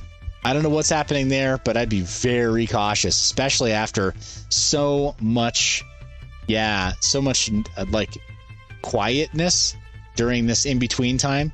Volume going at under $1 million during this sort of like lower support level that we've been at for a while now. And here popping right back up, guys, I'd be very, very cautious. Very cautious. It's probably caught your eye because, shiny things and things with fast motion catch our eyes. Right? But that's for a reason. Probably too late. Yeah, you're going to buy somebody else's bag dumpage right here. Very, very careful with that. But going back up the list, we've got CEN. That was another one that was mentioned we should check out. CEN. Coin Super Ecosystem Network. Is that what you wanted me to take a look at? I'm going to take for granted that, yes, that's what you wanted me to see. Oof. Down by 3.9% and very choppy volume at $22. Yikes. Let's take a look at a week-long. Nope, consistently every single day, roughly doing about $425, but it's on the rise. So what's not to like? I don't know. Let's look back a month and see what's not to like. Volume has consistently been below $1,000 over a month, and it dipped to below a cent, 1/10 of a cent, not long ago. No, actually, price has been the same. Yeah, price has been at about 1/10 of a cent for a while. I don't know what I'm saying there. That's a really, really tight chart there, right? See that? Just over 1/10 of a cent, and it's been struggling to get over 0.13 cents. This coin has not been having a good time lately. It's been having a very sad time lately. Very, very sad. Okay, so that's Sen. Its best days were in January, clearly, in terms of volume. All right, slow down. Show me. There you go. Yeah, in terms of volume, $16,000 trading days way back in January, all the way up to $30,000 trading days way back in January. Coin price, however, went really, really high in March, but only about double what it is now, about triple what it is now. And prior to that, it's never even gotten to within 1/10 of a cent. So this is a very strange micro cap. Don't know what to make of this. Should I take a closer look at it? The project? Maybe. What are our news here? That's a cool tab. None. Reviews. Any? Nope. Widget? Nah, probably not worth it. Historical data. We already saw something from the markets there. I don't want to see any more of that, though, either. Yeah, not much else to go on, guys. We can go over to Etherscan and try to load that up, see if there's anything else we'll find from here. Coinsuper.com. It does give us the official website for it, so there's that. Thank goodness it actually has a website here. For a brief moment, I was actually worried about getting hacked. So we're going to continue trading. 3 years and 181 days, 19 hours, 39 minutes, and 1 second. You heard it here first. Yikes. Invitation, commission. What? Something's not right when your project shows the rest of the crypto market cap instead of your own coin. This is something else. What is CoinSuper? I don't even know what this is, but clearly they have a token, and clearly it is failing. All right, going back through our list, we had Rito, we had Send, we had NFTX, we had some others that people asked about. Somebody asked us about Farm Token. All right, let's take a look at Farm Token. And I don't mean just somebody, I mean Painkiller. All right, Farm Harvest Finance. There's also Farm Partner, but I think it's this one. It's actually got, there we go, coin valued at $241.91, down 10% over the last day. Let's take a look at the 1 week. The 1 day is not particularly instructive there. Volume is at 8 million, popped up to 8 million from about 1 million to 2 million.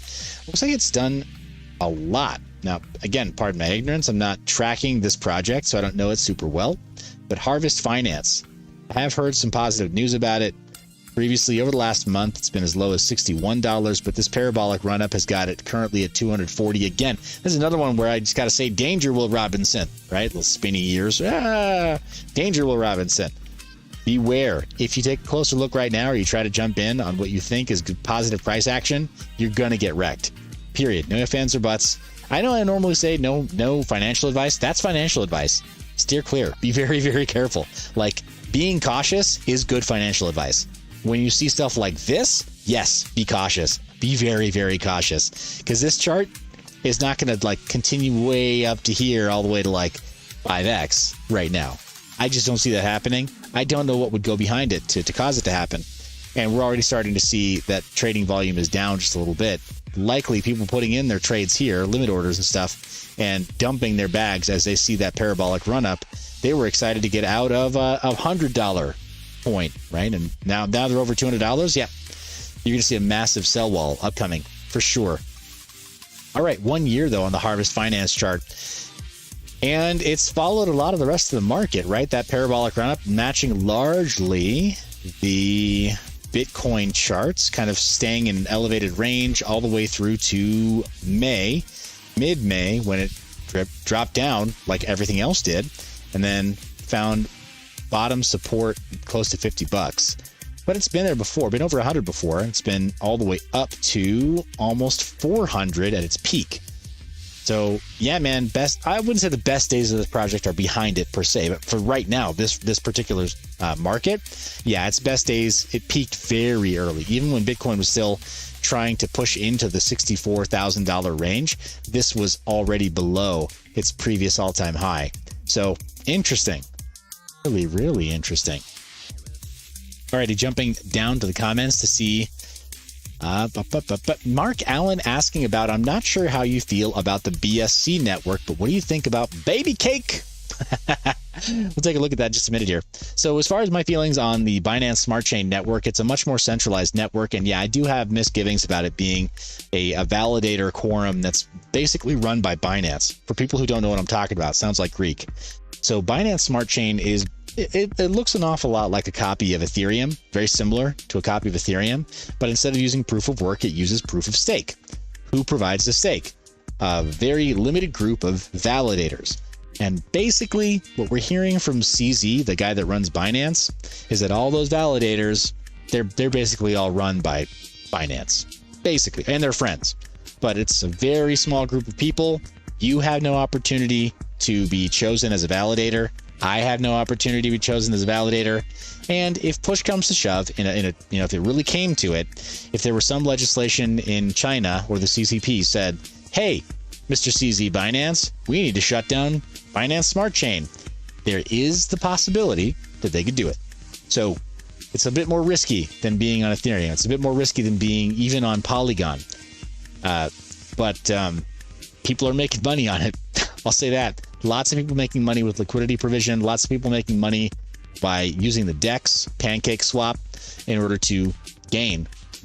Take a look for trends there they can ride and earn some yield and make some money on some trades. So yeah, can't argue with that. That's really happening, and people are really taking their profits from it and bridging over to Ethereum with like Tether and USDC and Wrapped Ethereum and Binance Coin BNB and Chainlink and so many other representations of these coins on Binance Smart Chain.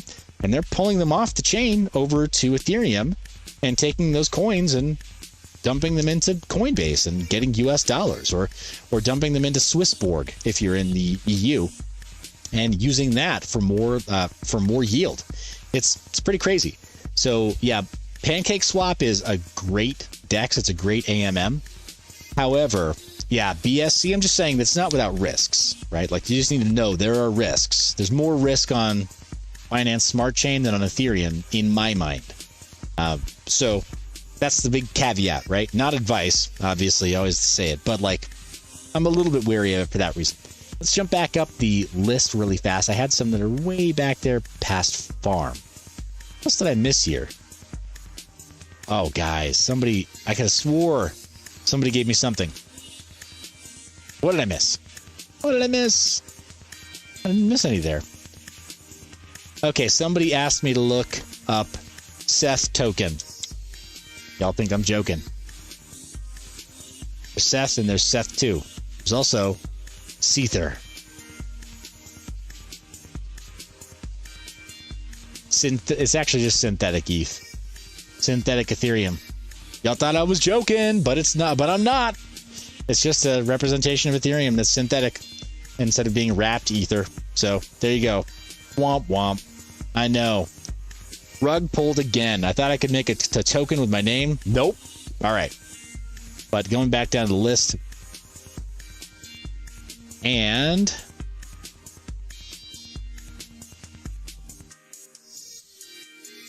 so Bullish Charles Marland asks, do you have plans to go on around the blockchain soon? Again soon. You know, I'd like to. The staff there, they have a lot of guests that want to go on the show, so it's not always possible for me to just jump right back on. Let's see. BitBoy, of course, is a mainstay, or Ben is a mainstay. It's his channel, and that's his organization that creates that. His staff that creates that show, and others. So he's always on the show. Crypto Wendio sometimes goes on. Naomi Brockwell was on not long ago. Shane Newkirk, or Crypto Stash, as you know him. So many others as well, who, like, everybody wants to jump on the show. It's a lot of fun. It's a fun show, right? So not sure when they're going to be able to fit me back onto the show, because they have so many that are kind of roughly scheduled out, sometimes for weeks in advance. So not sure when, but I'd love to go back on. So tell them in the comment section. If you're here from BitBoy Crypto, or if you watch BitBoy Crypto, or if you're willing to go tell them, just tell them in a comment, like, hey, that Mind Your Biz guy, when is he coming back on? Get him back on the show. He looked awesome. He made you look awesome. And also his jokes were not terrible. You know, whatever it is you got to say. Make it happen, folks. We can do it. So taking a look at some of the ticker symbols, we had Eureka. Yeah, Eureka. Also a request for Fox from Shapeshift. Hey, there it is. It's that one, right? Is that it? Yep. Eureka. Dang, down 4.78%. Take a look at the 1 month chart. Volume is, it's not terrible. It's over $100,000 in volume. And again, we got a lot of tokens on Ethereum. A lot of these are ERC20 tokens. I think so far we've had nothing but ERC20 tokens. That's crazy.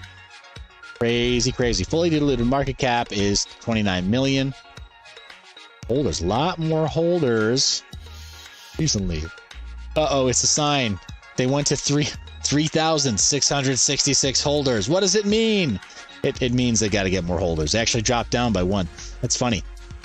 It's really funny. A lot of volume on Uniswap. A lot of direct transfers, maybe from one wallet to another. Just one user. But a lot of direct transfers. And looks like Uniswap V2. They might not have liquidity on V3 right now. But a lot of Uniswap V2 numbers there. Interesting. Markets. Eureka markets. And everything has got a D. Looks like all of its volume. None of it is transparent. All of it is poor, according to them. Over $100,000 of poor volume, poor liquidity.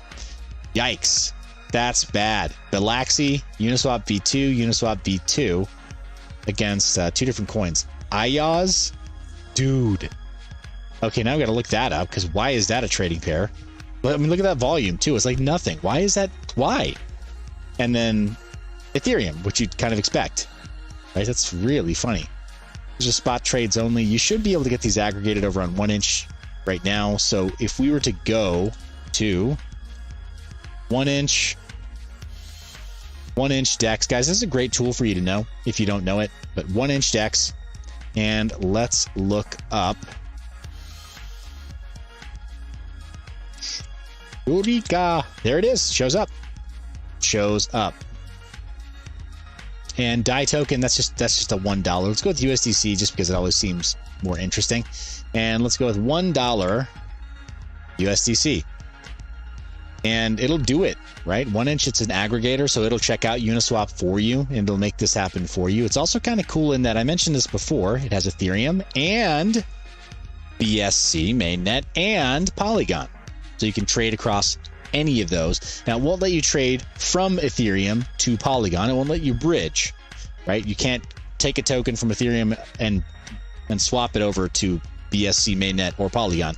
But you have tokens that are trading on Polygon or just on BSC or just on Ethereum, and you can trade any of those tokens that have trading pairs available on any of those networks. In order to bridge over, you got to go to the dedicated bridges, but still pretty cool. You have that flexibility.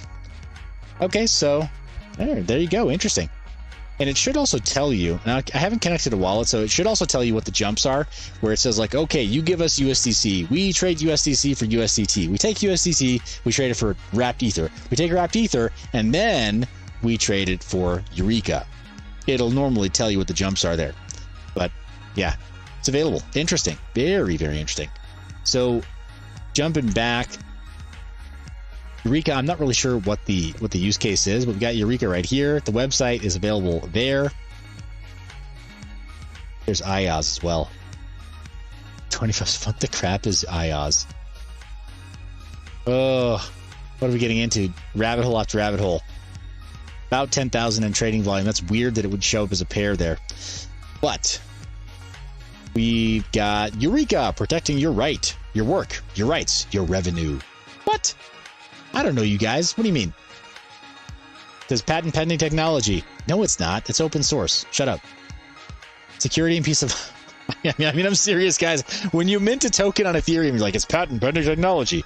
What do you mean? It's an ERC20 token. We can change 3 variables in a smart contract and make our own right now live in a live stream. Don't test me, because I'll do it. I will do it. You guys have seen me do this stuff before.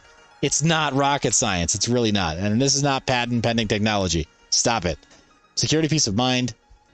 Okay, verifies ownership, authorship, and originality for creators and generates a package of proof for the source creative work that is represented as a responsibly minted NFT. Okay, I'm being kind of silly. Maybe they do have something here where they're doing some kind of a unique hash or timestamp, or a hash of a timestamp somehow that is applied to certain kinds of media. A bit like IPFS does. That's the thing. That's also not proprietary technology. IPFS is open source. So I'm not seeing it, guys. There's nothing new under the sun, and especially when you're in cryptocurrency, it's even less so. Fast forwards the claims a public immutable record on the Ethereum blockchain within minutes. Effective. Creators can choose to have Eureka validate their creations. Done using Eureka's unique technology solution and a global network of skilled validators. Simple and economical. Platform creators, validators, protectors. Become a token holder, staking rewards, Eureka exclusives. Well, you guys, I get why they wanted to make what they made. And, well, they look like they have got a website, and they look like they have some reason for existing. That's interesting. Let's take a look at the platform. What do you guys have? App. Okay, so I've got an account wall here before I can see anything. Not sure I'm going to go that far down the rabbit hole, but that's interesting to see that they actually have something built. There's actually something there. Coin value itself is not super high right now, but it's not terrible either, right? It's got some value, and for those tokens, it's just clearly not a lot of transparency around how it's trading. And they've just got a liquidity pair largely on Uniswap. And then Bilaxi. Dang, yeah, Bilaxi is usually not... This is not usually the best way. Oof. All right, let's take a look at the Nomics, their take on Bilaxi. I don't want to put these guys on blast, but there you go. Yeah, exchanges with a transparency score of D provide non-historical ticker information. For more information about our transparency scores, why they're important, and the correlation between transparency scores and fake volume, wash trading, and price manipulation, see here. Right, take a look. We will. There should be some news about Bilaxi. There is that. What? How is that possible, guys? What do you mean? Okay, there's definitely some data lacking there, but They say this is how they got this score. Dang, that's too much. That'd be an entirely dedicated video, but I am interested to take a look at that in the near term, guys. Near term future. So don't want to wait too long because I think it's an interesting concept for sure. Letting people know, like, yeah, we think this could be wash trading. I love that idea, right? I love getting that insight at a glance. That'd be way easier. Plus, if that's available in the API calls that I'm getting with the free account on this, then maybe I'll make a spreadsheet that helps us do our portfolio tracking this way instead of over on CoinGecko. Maybe. I don't want to commit to anything that's like buttloads of work that nobody uses, but you know what I mean. It might be fun just for my own personal edification. Maybe we do that. But it looks like, yeah, not a whole lot of transparent trading volume there. Let's take a look at Rika. Somebody asked about Hex. Let's see who asked. Sin City Grower 702. Hey, Sin City 702. What could you be referring to? Sin City 702? This guy must be from Idaho. I'm pretty sure he is. Okay, let's take a look at Hex. Hex 12.3. Rough waters last a little while. There's one. What the heck is the secondary line? What am I looking at? The prediction? Oh, interesting. Okay. This is the only one that's had a predictive line so far, guys. It could be that there's only a few that have predictive lines based on them being in the higher market cap. That's kind of unique. I wasn't expecting to see that, but okay. But here's the actual, there's their predictive, not quite the same. Take a look by 1 month. And they had, yeah, their predictive was a very different formation, very different pattern, and with a bit more volatility, right? Bigger peaks and then deeper valleys. So when Hex was back at 8 cents, they were like, yeah, I could like pass through that a couple of times, and then it started to actually run up, and then they had not even anything looking quite like a logarithmic curve. It just sort of like ran up for their prediction, but peaked at 17 cents, started to retrace, and here we are back at 11.8, and their prediction clearly is to go down to 10 cents, 10.2 cents, and then recovery again.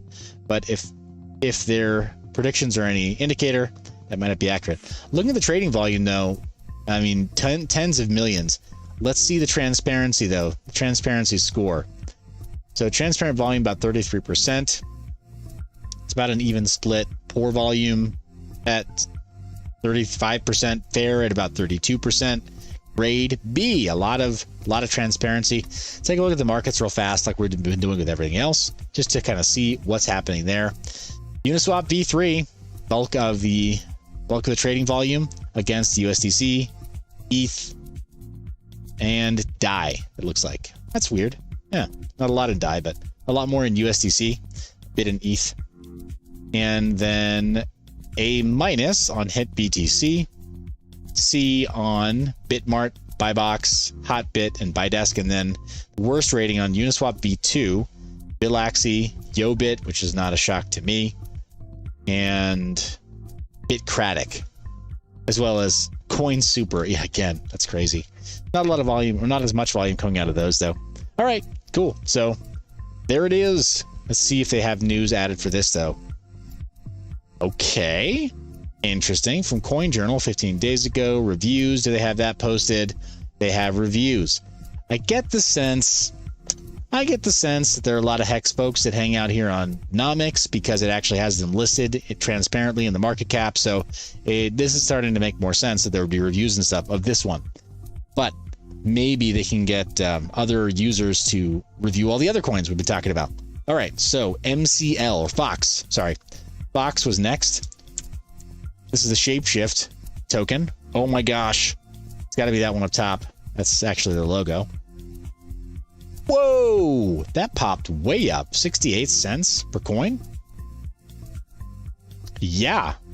I didn't see that coming. Okay, so 1 week, then again, I mean, what else is new, guys? Seriously, a lot of these coins where it's like, I'm not going to pay attention to it. It's an airdrop. If you use Shapeshift, you're going to get some. And then you tune in and it's like, dang, like it kind of came out of nowhere. But that's a recovery. not really its first time running up. Let's look back a month. Airdrop happened sometime back here. How did it have a value when it wasn't dropped yet? What? What am I missing? What am I missing, guys? Did Shapeshift already have the Fox token before the airdrop? Like, am I going crazy here? I didn't think that they actually had the token until they did the airdrop, but I could be way off, obviously. So interesting. The massive volume, I'm pretty sure, was post airdrop though, right? So I think that giant run up in volume happened after the airdrop, up to almost 4 million in daily volume. Crazy, dude! Look at that giant pop. A couple thousand in daily volume, all the way up to several million in daily volume after the airdrop, and kind of calming down now to about 1 million. The coin value also going from 28 cents before the airdrop up to 85. So even at its most recent low, its most recent support level, it's still up by double what it was before. That's cool. So anybody who got the airdrop, immediately upon it having a value, it doubled in value. But it was free either way, right? Like airdrops, when you have them, it's like, that's free money either way. I didn't mine for it. I didn't pay for it. I didn't do anything to get this. It just showed up in my wallet. Like, free money? No, I don't want the free money. Stop. It's morally wrong. So interesting. Yeah, I didn't expect that. That's Fox. Somebody, let's see. Greg is saying CIX 100. That one looks unique. CIX. Hey, I didn't have to finish it. Cryptoindex.com. Okay, there's another platform token. Very interesting. It's down. But, it's down, but it's down. Rough. Very rough. Okay, 17 cents, 16 cents. I guess it's ranging. That's what we're seeing. It's not as sharp as it looks, but it's ranging there. And in the last month, been ranging between 14 cents and 17 cents. How about the last year? Let's go back in time as far as we can. Maybe let's see, like, all time. How long has this thing been around? Been around since July of 2019. Okay. Again. Again, it's a token, because, like, why have your own blockchain if you're not going to take care of it, if you're not interested in dealing with the proof of work? I get it. For some of these applications, I do get why they drop a token instead of having their own unique coin. It makes sense to me. For us as GPU miners, it's like, well, that's weird. Could you make some kind of, like, proof of work reward system so that people show that they are invested in the future of the thing? Maybe. Some coins have, right? As well as, like, on Polkadot and now on Cardano with Ergo. It's possible. To going way back, though, in time, looking at about 500,000 in volume, and on its best days, more recently in 2021, doing millions in volume, right? A couple million in volume daily, and going from an all-time low before we got, that's in 2020. I'm not even gonna count that, but 19 cents or whatever, I guess. Here's the thing. In 2021, it's only gone down 46 cents, all-time high of over $1. Looks like that April 5th. So yeah, about the time that Bitcoin was well into price discovery, it of course also went up, but it's really sloped down in price. 15 cents there. Take a look at the markets real quick. See if that can help us make any sense of this at all. And jump into our more recent comments. Greg is saying it's on NASDAQ, I think. It's also traded on KuCoin. Not shilling. Hashtag not shilling. Okay. Got my eye on you, buddy. So it's pretty much only on KuCoin. Dang. How is that possible? Really? Okay. Yeah, I don't buy that. The heck? Well, on Etherscan, it shows there are under 3,000 hodlers, and there are fewer than 10,000 total transfers for this coin. KuCoin is where all the volume is. It's crazy. Why am I not seeing any liquidity on, like, any of the platforms? Uniswap.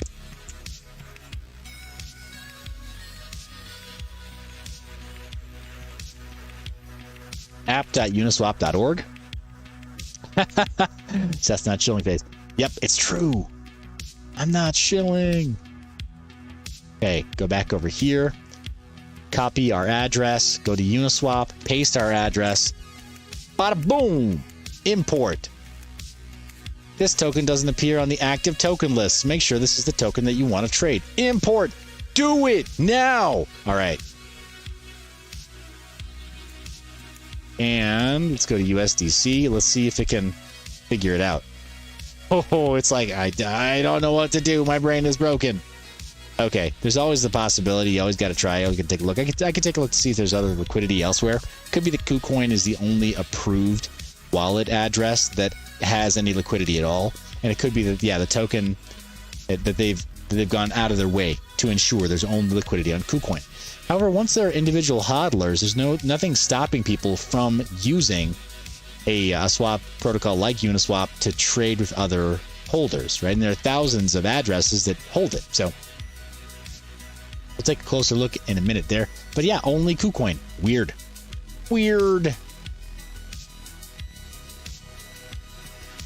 And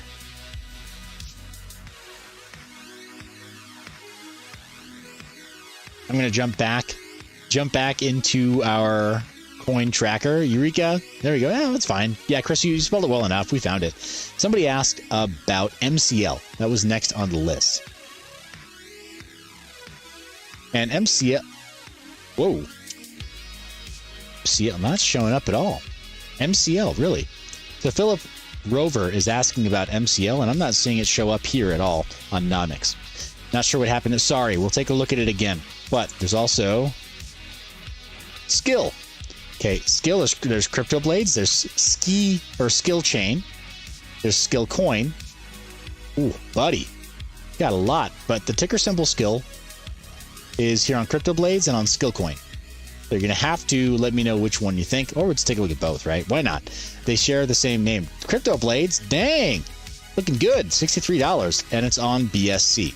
So, and I love that. It actually has this done correctly. So, and it links us correctly to BSC scan. This is very nice. Sometimes CoinGecko does not get that right. Nomics has gotten that right so far every single time. So I'm starting to really dig this, guys. I'm not kidding. I do want to get a spreadsheet going for some of our individual coin trackers where we get more data pulled in from Nomics because they're very generous with the API calls for free, right? Like for non-commercial use, which I'll use for myself. And if we want to share it with the community, then you can use it for yourself too.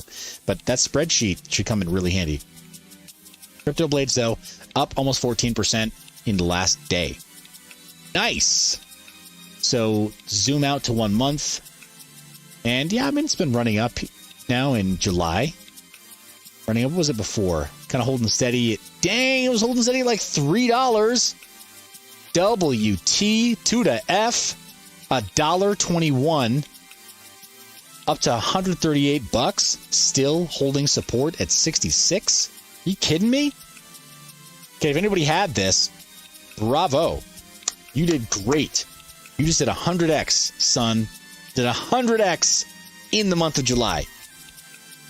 How does it feel to be so awesome? And of course, if you hodled it from 138 down to 66, how does it feel to be so wrecked? Just kidding. I mean, you lost half of your value there, but at the same time, dude, if you're holding it from nothing, you still went up over 50x. That's killer, right?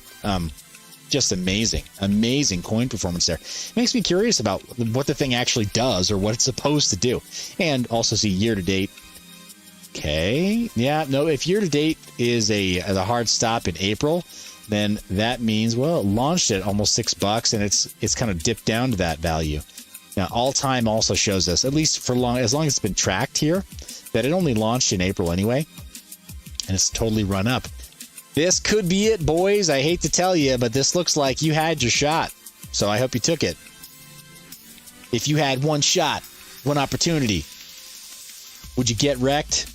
I think you would. Oh, I know, everybody hodls a little longer than they should. That's kind of the theme of the show, too, guys. We talk about hodling as though it's a virtue. I'll say there's literally only a couple coins where I think that's actually a virtue. I'm wearing one of them, right? The logo for one of them.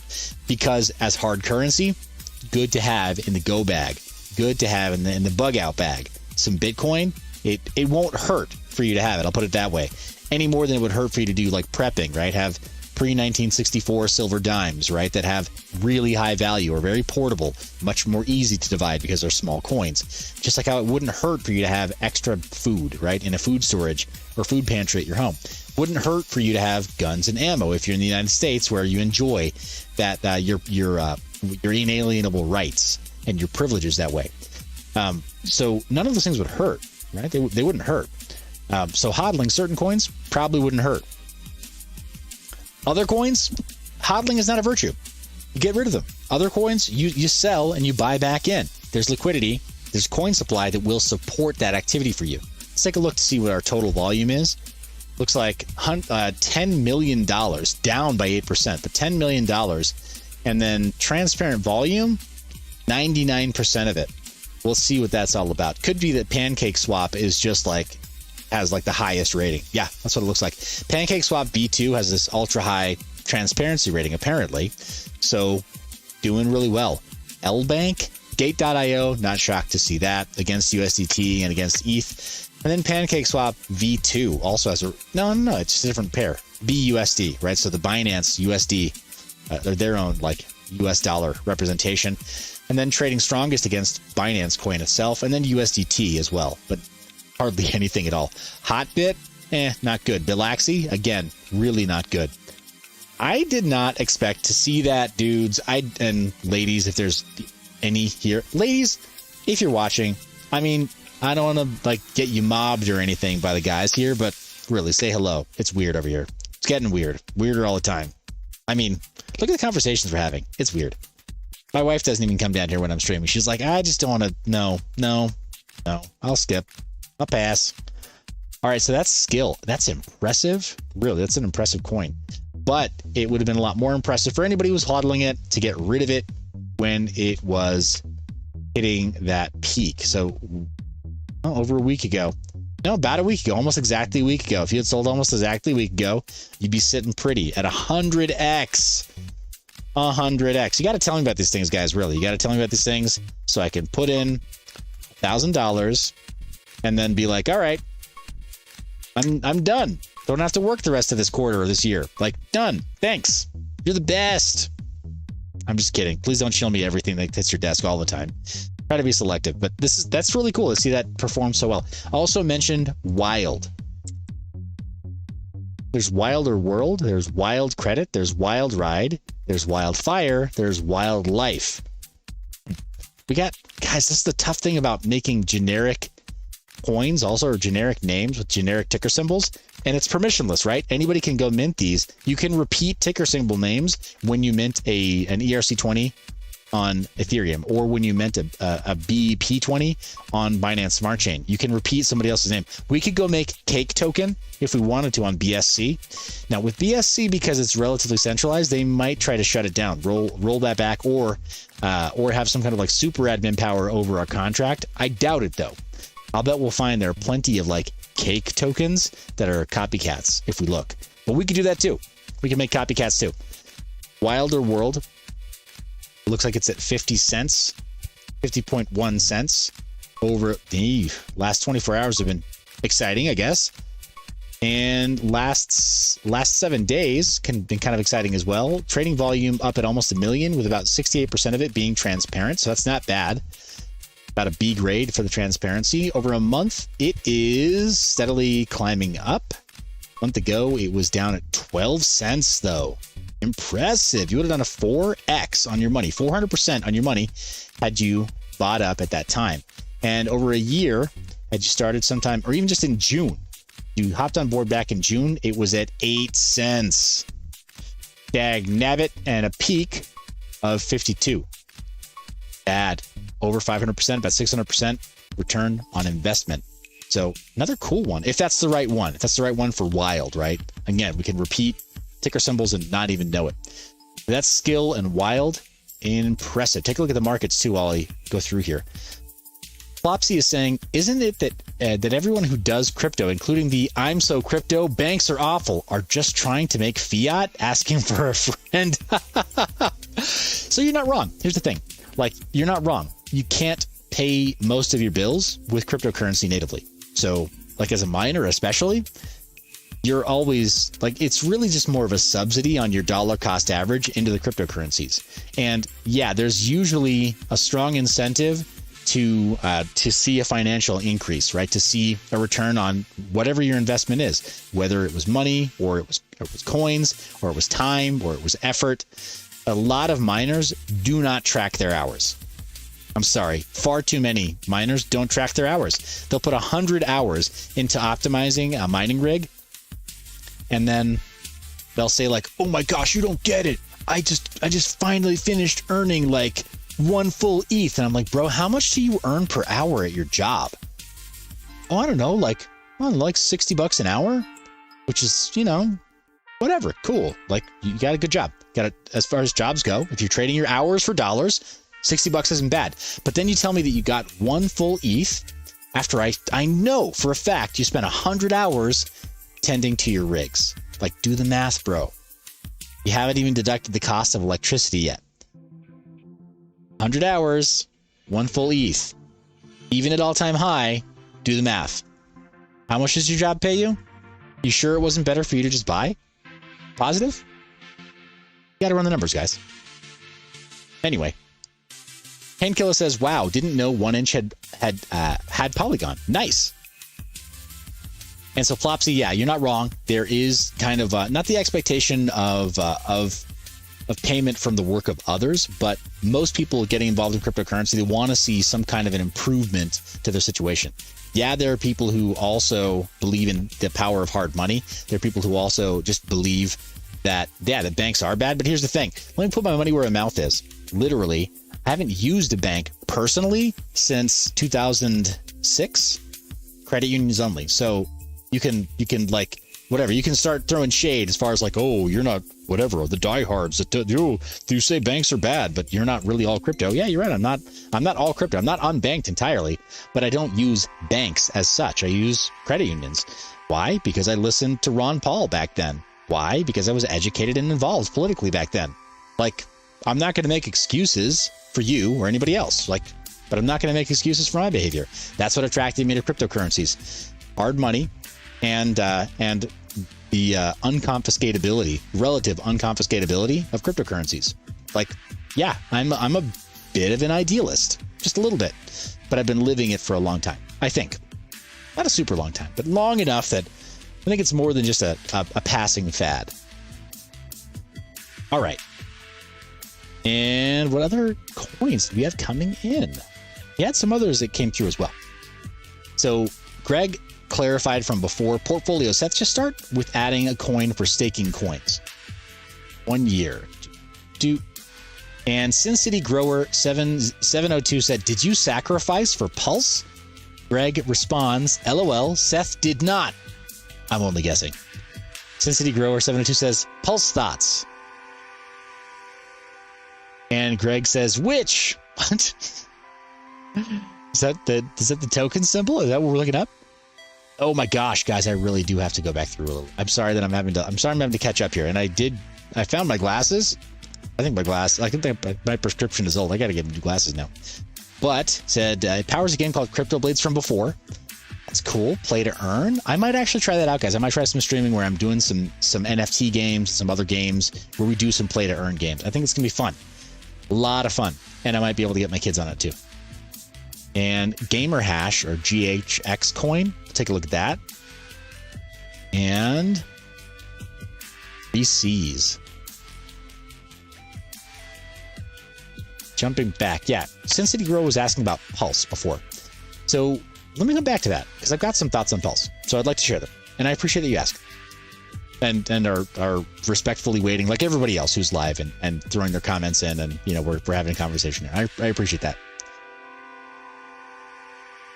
When we look for other symbols, GHX coin ought to do us for now. Gamer coin, yeah, there it is. 4 cents or 4.1195 cents, we'll say. And it's on Ethereum. See right there. Gamer coin chart. Very interesting over the last 24 hours. Volume is really, really high, but let's take a look at the week. Zoom out a little bit. Currently at about, 4 cents. Earlier this week, about 2.8 cents. Not bad. Oh, you guys might want to see what I'm seeing. Sorry about that. So I zoomed out a bit and we started right here at 4.2 cents. Earlier this week, about a week ago, 2.8 cents. Zoom out to 1 month and yikes, we just came through a valley. We're coming back up from a valley. We dipped hard. We were at 5.3 cents before. Now let's zoom out even further to the 1 year chart. Yep, been around that long. Let's go to all time. Nope, that's funny. No. I said 1 year chart, been around that long. It's only been out since April and it's done nothing but dump. Why are we looking at this? Yeah, it's done nothing but dump. And yeah, that's unfortunate timing. Yeah, to have launched right about when Bitcoin was in price discovery. And I don't mean that in a bad way or like a malicious way. It's just, I mean, take a look at that. When you launch a token like this right when Bitcoin is in price discovery and peaking, and then it starts to plummet, starts to dump, it's very hard to recover. Guys, we saw this with Chia. That's part of why Chia has been having such a hard time to recover. I just suspect that's the case, is because market sentiment is so, it's just so, like when we hit greed, rather when we're in greed and a project launches and then the sentiment dips sharply to fear, then people, it's like touching a hot stove, right? Where it's like, wow, that's amazing. Bam, got burned first time I touched it. Like, I don't want to do that. We're very sentiment driven, right? We're very emotionally driven. And I think it's just a really bad thing for coins to launch when Bitcoin is riding high, because when it comes back down and corrects, then this sort of thing can happen, right? Regardless of the fundamentals of the project, regardless of what it's attached to, regardless of if it solves a problem, regardless of if the founders are good guys, regardless of if they have some kind of liquidity lockup or some kind of like fund that prevents it from being totally plummeting, that prevents it from being totally wrecked. There's only so much you can do.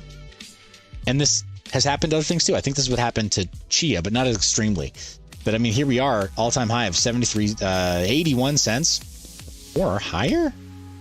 81 cents down to 5 cents. And now, a week ago, 2.8 cents.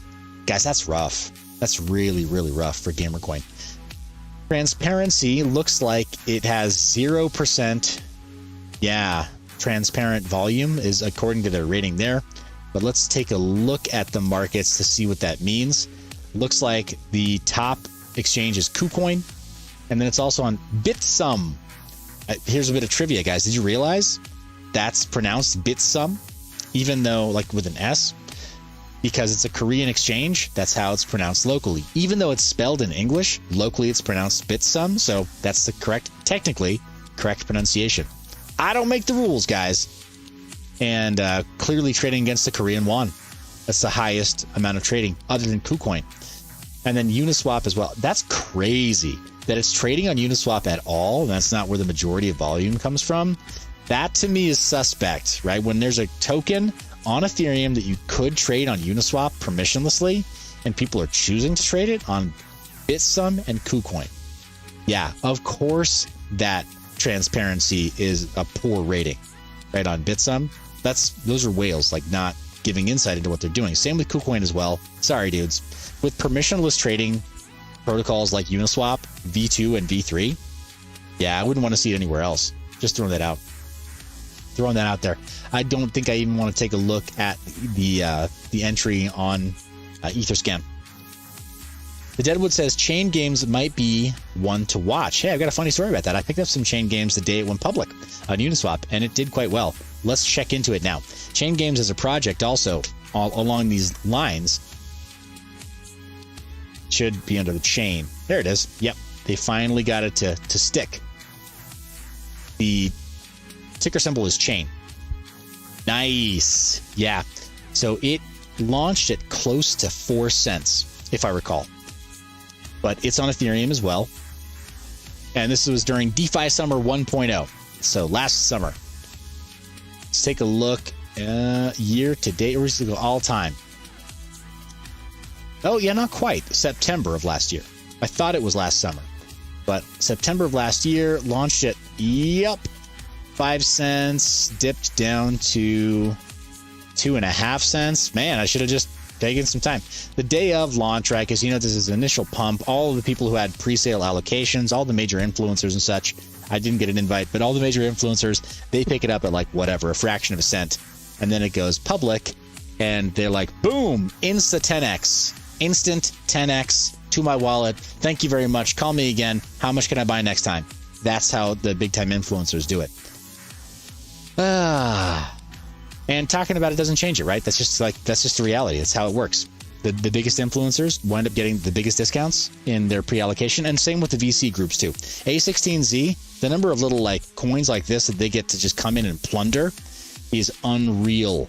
And you know, without me saying something slanderous, right? Like it's not A16Z per se, not that particular group, but VC groups in general. They wind up getting this sweet price. It's the same thing as tech startups too, right? Where they're like, hey, we want to get in on the seed round of funding or the round A, whatever. Earlier round of funding, they get better pricing on their stock options or on the stock they purchase. And the same is true for the private sales and the pre-sales for coins. So I think Chain Games had a lot of that. They had a lot of pre-sale allocations. Ivan on Tech, dudes like that. This is not me hating, right? He runs a daily show, does a great job. But guys like Ivan on Tech, they get calls for stuff like this. Yeah, they get calls for stuff like this. They wind up picking it up for pennies, not on the dollar, but you know, fractions of a penny on the penny for sure. Nick says you're going to be among them soon. Nicholas says you're going to be among them soon. I mean, big influencers. Well, I mean, maybe if I eat a lot more, I can get really, really, really big. Big influencer. Hashtag goals. All right. So taking a look at the chart again, though, it ran up, right? In February, market started to pick up again. Ooh, and an all-time low of 1.9 cents. Ran all the way up to 16 cents, 21 cents. People were very, very happy. And then in April, oh, that $1 make you want to holla. That was amazing. 80 cents too. Man, I had my bag at this time. I did. I had it. Did I sell? No. Why didn't I sell? I didn't though. Anyway, so yeah, I was still holding the bag. I just wasn't paying close attention to it. I needed to have some kind of I needed to set up a Google alert or something, you know? I needed to have better alerts set up so that I would just pay attention to this little bag that was like squirreled away somewhere, because I missed it. My exit point was there. It was there for sure, right? 90, maybe not even 95 cents. I'm not going to pretend like I could have timed it and sold the top at 75 cents, right? Ranging sideways here where it's like, oh, came down, boom. But a bounce like this, like, all right, we got a second chance. 80 cents, I could have done that. I know I could have. But frankly, even here at 52 cents, that's a 10x over the day it launched, right? So that would have been awesome. Would have been a great time to sell. But more recently appears to be coming back up. Recent low, right? Sort of local low of 8 cents coming back up to over 20. So you're still doing 3x recently. Not bad. That's really not bad at all. And apparently the team, for people who don't know Chain Games, it is, they've got their own custom game. What the heck? Yeah, I got it on Uniswap. I know they got the Gate.io listing. Gate.io is interesting, but I'm like, why do people do that? If you have an Ethereum wallet, why wouldn't you go to Uniswap or something like that? It doesn't make sense to me, guys. It really doesn't make sense. Like, why would you go and dox and KYC at some of these exchanges when you can get the exact same coins that you want, that you see here, the same tokens that you see here, permissionlessly on a decentralized protocol like the Uniswap protocol? It doesn't matter that the Uniswap, the front end, delisted some coins, the protocol will still let you find them. And as you saw, we typed in that address and we found it just fine. If we were to go to, I'll get out of here real fast. We'll go back to 1inch, app.1inch.io. This time, I'm just going to look it up. It should just show up. There it is, Chain Games. Boom. Done. 1 USDC gets you 2.27 chain. Ay. That's really bad. Yeah. High slippage, more than 10% drop. Well, at least it warned us, right? So it told us. Yeah, Nicholas says, in my opinion, ETH taxes are kind of too high for really small purchases. I agree. The gas fees are too small for really small purchases, or too high for really small purchases. But if you're in this game to find gems that help you grow the bag, you kind of have to be bold about it. You do. If you go in saying like, well, I want $5 of this and I want $5 of that, that's fine for your dollar cost average on other stuff. And this is not me giving advice, but you look at this and because of the slippage, because of the gas fees, like you're saying, because of all the other stuff, right? You do have to go heavier. So Nicholas, he's saying, I live in Brazil and $7 is half a daily wage here. Hey man, I feel you. I do. I feel you. Jeez. Que fazer, right? Que vai fazer? Like there's not. Yeah. Yeah, there's not a whole lot. Me pregunto cómo. Yeah, right. And I think the only way you do it is with family members, and you say like, "Hey, we got to go in on something." That's tricky too, though, right? Because then you got family like, "Hey, we need to make this thing pump." Like it's tricky, very tricky. Matic and Polygon and BSC are probably better launch pads if you're more price sensitive to gas fees. So yeah, something like Chain is going to be a lot harder, and yeah, you do have to go with order book crypto. I get it. No, it makes sense. You do have to go with order book crypto if you want to experience some of those highs on a smaller budget where the gas fees are going to kill you. But yeah, Gate.io. Oh, it still just makes me really sad, right? That you have to KYC it. You're kind of stuck there. So it sucks to live here. Playing Axie Infinity will yield you more than like 3 minimum wages for real. Oh my gosh. You, sir, are the real MVP. That is crazy. That is crazy. He says, I plan on moving out soon. That's why I'm studying to be a dev. That's awesome, man. Well, hey, keep it up. Really keep it up. Good luck. I hope that totally works in your favor. But right now, playing Axie Infinity, if it replaces a job, can you imagine, guys, everybody else in the audience, can you imagine playing an NFT video game or a crypto video game and having it replace wages from a job? Like, significantly replace wages from a job from your local market. That's killer. I mean, that's absolutely amazing. So good job. I mean, good for you. That's amazing. So we had Chain Games as a request right there. The Deadwood is asking or flux, or saying or flux. I don't know what that means. What is that in reference to? I apologize. You got to be more clear to me. Saying KCS is looking better every day. Might be steady from here. Don't forget KCC pad. All right. I'm going to look up KCS. So I'm jumping back to your earlier comment. Oh yeah, KuCoin shares. All right. $10, 19 cents. Zoom out to 1 week. They've got a projection for this as well. It's ranked 100. I think I'm seeing a trend here. It could be that for Nomics, anything that's in the top 100 gets a projected price based on their little algorithm. Whatever it is they're doing to project that into the future. Their 7-day price prediction, which is interesting. I'd love to know more about it. But 1 week, we actually got to go back farther. It's been flat. They're like, you know what? It's going to spike. It did no such thing. It totally stayed like, yep, nope, like a bump on a log. Stay right here. But its daily volume, 15 million, down from 170 million. Even though price was not affected very much. Not really sure what that is. That must have been when they launched, yeah? The KuSwap? Is that kind of why that happened? Was when KuSwap launched, do you think? Or did that have anything to do with anything else? Not July. It's in July when it popped. I imagine that had more to do with KuSwap because that was about the same time. Am I right? Let's double check. Let's take a look. All right, markets. Maybe that'll help us figure it out. This is on Ethereum, though. Most transparent volume, which is less than 1% of the total volume. Most transparent volumes on Probit and Poloniex, which, again, was shocked by. I think Poloniex still owes me some crypto that they held hostage because I wouldn't do additional KYC when they finally ratcheted that down. So, whatever, Poloniex, enjoy however many, gosh, thousands, tens of thousands of whatever they have now because it was so long ago.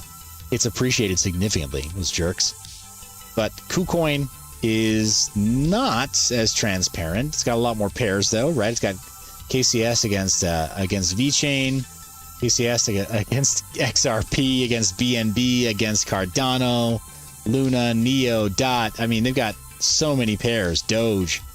But that makes sense. That's their base token. It would trade against everything. and you'd be getting a discount on your maker and taker fees over on KuCoin with this coin. So that stands to reason. It's not wash trading if you've got everybody on your exchange using it, but it is not exactly not wash trading either, right? So anyway, that's interesting. USD is the top one though, top trading pair. Clearly there are people interested in speculating just on KuCoin, and it has to be part of their staff as well. Got to have people that are just there trying to execute trades, which is basically just, still wash trading. I'm not accusing them of anything directly. Just know that I'm not accusing the KuCoin staff of doing anything wrong, but like it's kind of your job to make sure your trading pair has volume. Your trading coin has volume. So having it paired against USDT, like who's doing all these trades? Who's running a show like this? Who's like, you know what? Let's go make some money with KCS for sure. All we're gonna do is become KCS technical analysts, and we're gonna figure out when this price goes up. There's been news about KuCoin. We're gonna make a fortune on our KCS holdings. Like, I don't know if that's happening for anybody, so I just have some doubt. So many pairs. Dang, yeah. Nano. That's crazy. Just everything. Zcash. Crazy. Bitcoin SV. Yikes. All right, but it's kind of sad, though, that they get the least transparent rating on their own platform. So, yikes. Yikes. All right. Scrolling down, though, let's take a look at the 1 month chart. And just, not super exciting over the last month. Except the price did go from $7 to over 10, up to 14. So it almost doubled, and then the trading volume went nuts. Okay, and check into my live comments here, see what we got. KCS whales. Okay, Real News 2020 saying KCS whales. Sure, makes sense. There are whales with every single kind of coin, right? So either early airdrop recipients, or early hodlers, or early buyers, or ownership, or shadow ownership, or like silent partners. There are a lot of silent partners of crypto, right? People who are like, yeah, whatever. I'm retired and bored, and I sold a tech startup for $300 million, like literally $300 million 5 years ago, and I could live off of the interest from a small percentage of that, a relatively small percentage of that, and I'd still be very comfortable. So what do I do with all this other, I got $100 million burning a hole in my pocket, and my buddy says he's going to start this new exchange thing. So whatever, I'll throw him $20 million, and we're going to see what happens. Oh, he gifted me all these coins. That happens a lot in crypto. It happens so much more than people realize. There's old money, at least it's kind of nouveau riche, but it's kind of old tech money, so to speak, that were these people who just have so much money, and they're tired of just holding other stuff, Microsoft stock or Apple or Facebook, whatever else. So this is new and exciting, and I'm a technologist, and that's how I made my fortune, and yeah, I'm in. Maybe I know somebody who has this idea and the ability to execute, right, in a team. It does happen. So that tracks. Greg says KCS pays interest to scale. Okay. Right. Real News 2020 says just buy ETH instead. Biggest dead cat manipulation. Yeah, I have a concern about this larger market move right now being a dead cat, maybe a dead cat bounce, a slow motion dead cat bounce, and something of a bull trap right now where people are like, oh my gosh, we're going to hit 42,000. I thought that was the case last night. We're going to hit 42,000, and for sure we're going to continue to go up, back up past 64K. We're going to the 100,000 moon. Who knows? But it doesn't look likely right now. Let's see. Jumping back through the comments, the Deadwood says response to Greg was the Flux comment. All right, cool. Thanks for the clarification. I wasn't sure if you wanted me to take a look at it.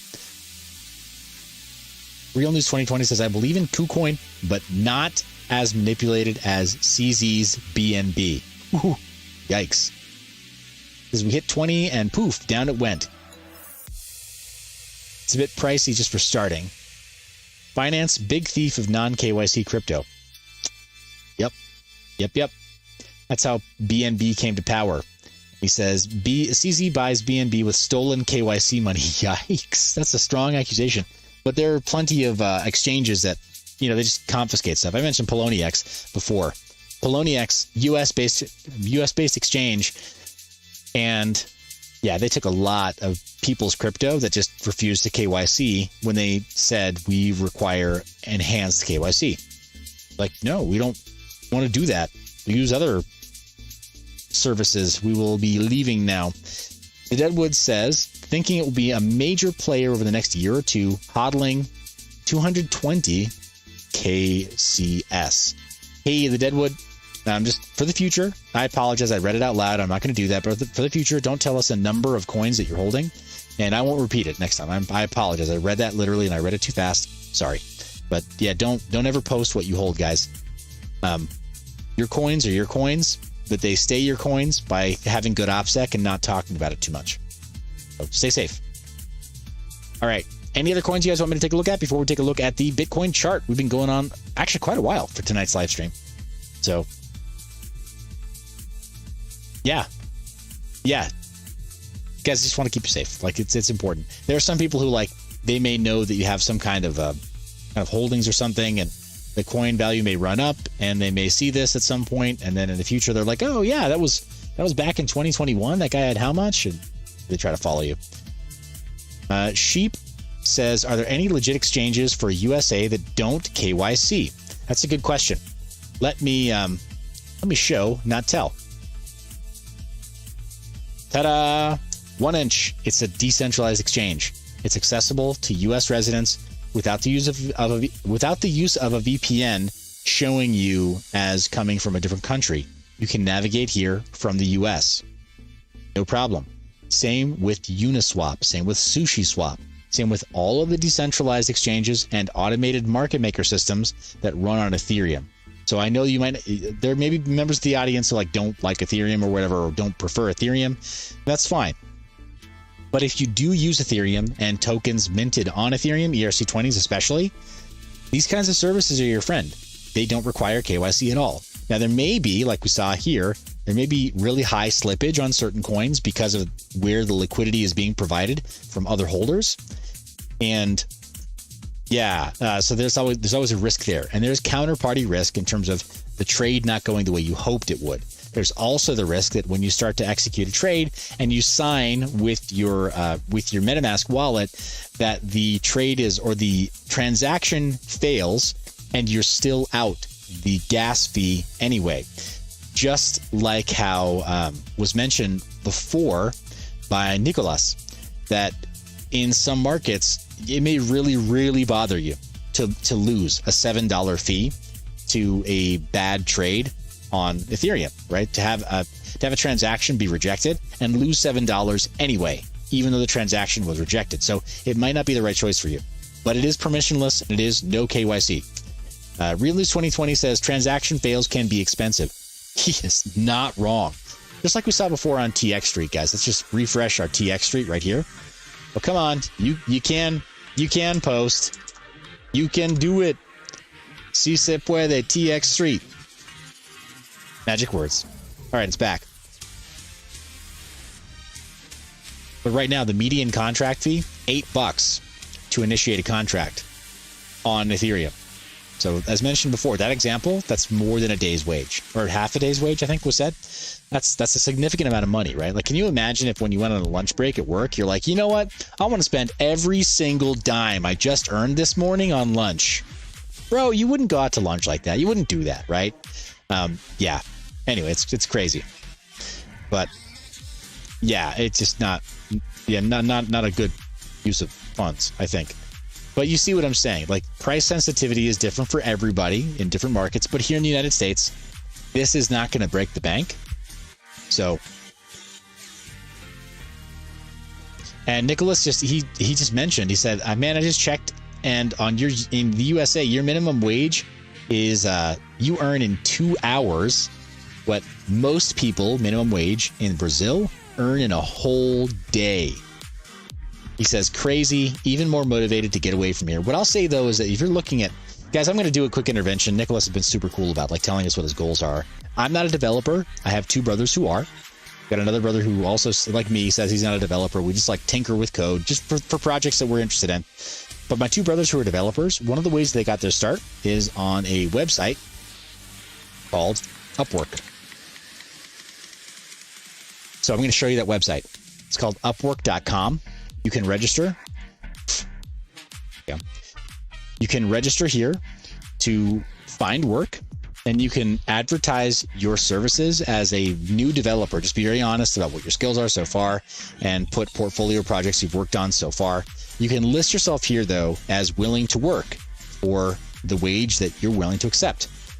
I would say that in your case, do not post your wage for lower than $10 an hour. I realize that that's disruptive to the local job market where you are, but if you post it for lower than that, you'll actually struggle to get jobs here. That's about right. Again, check it out. I mean, hashtag not business or like work advice or whatever, but check it out. You may be able to find an hourly rate that makes sense for you.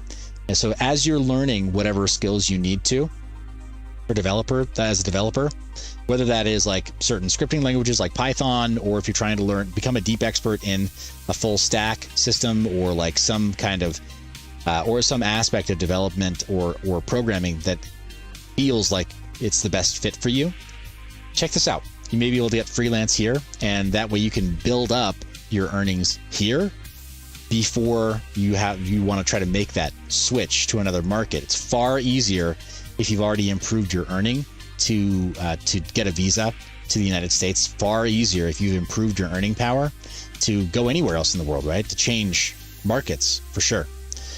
Dude, no, here's the thing. It's not off topic. We're talking about how to make crypto work better for you. But if right now your current fiat money isn't working well enough for you to get into crypto, then we got to fix that first for you. So anyway, this is one way to go.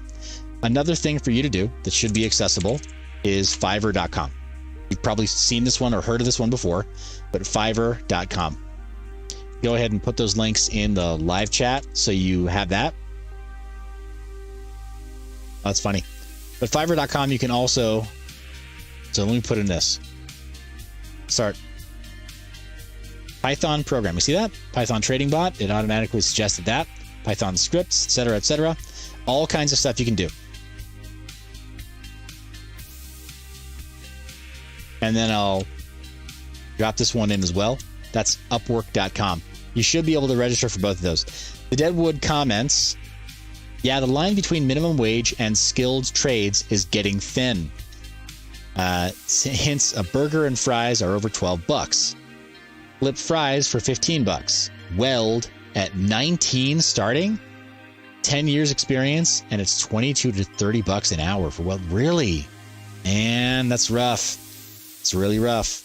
Yeah, skilled labor, it's very, very difficult. What's difficult, especially right now in the modern world, is that you can hear people saying like, well, just learn to code.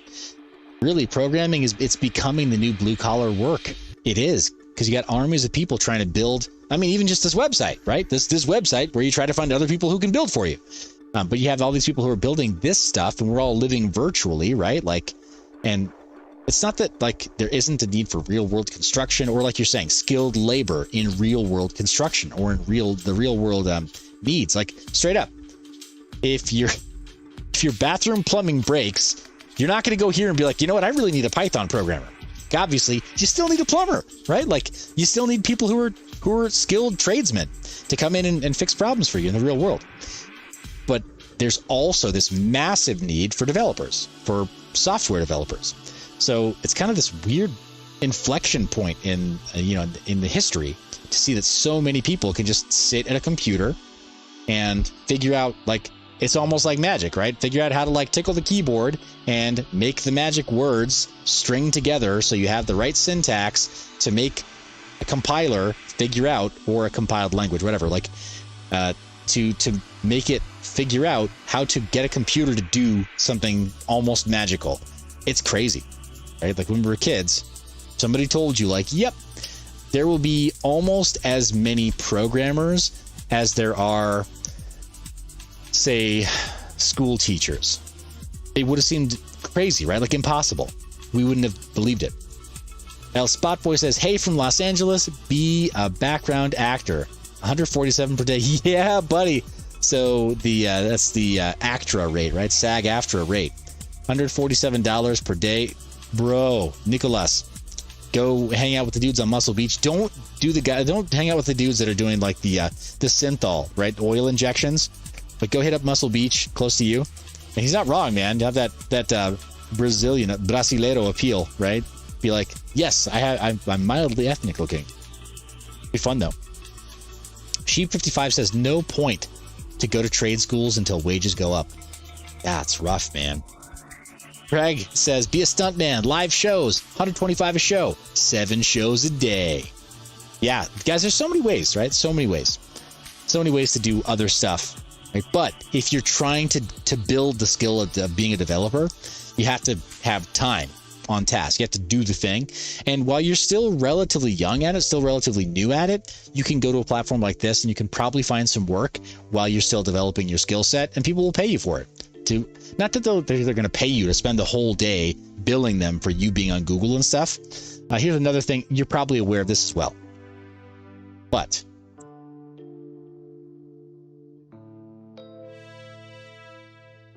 here's a site called stackoverflow.com. And if you're not familiar with this, you should be. Just put it into the chat as well. Stackoverflow.com. It's like a message board for developers, basically. So let's just say FFmpeg dmux h.265, because I've got a question about how do I strip the audio from video. Alrighty, I'm not a robot. Let me in. Boom. That's a pretty random question, right? That's a pretty niched down, pretty esoteric question. And there's an answer here, right? So anyway, just throwing it out there. But anyway, I digress. I did see you talking about it, though. I did want to bring that up. So, all right, guys, any other coins you want me to take a look at? Oh, that's right. We were going to talk a little bit about Pulse and Pulse Chain. But guys, as I understand it right now, Pulse Chain is an upcoming clone of Ethereum. And it's going to be very, very similar at launch to like Binance Smart Chain or Polygon, like Matic. And similar in the sense that it's going to be proof of stake instead of proof of work. Both those networks are proof of stake. I think it's going to be using the Cosmos and Tendermint consensus. I think, don't quote me, because I believe that's what Binance Smart Chain uses, because it's good. It works. It's kind of been proven to work well. It's going to increase the block times or decrease the block times to, I think, about 4 times the block density of Ethereum. So it'll increase the throughput by having a shorter block time. And then it will run a proof of stake system that allows for, as I understand it right now, 33 validators. When all is said and done, 33 delegates will get to, they'll get to run validator nodes, and they'll of course get a significant portion of the block reward that comes from proof of stake, whatever that block reward is. But actually, as I understand it, I'm sorry, there's not a block subsidy. The payment only comes from fees, and even a portion of the fees are burned. So that's as I understand it right now. But it's an Ethereum virtual machine style system. So when we talk about being able to use permissionless systems like 1inch,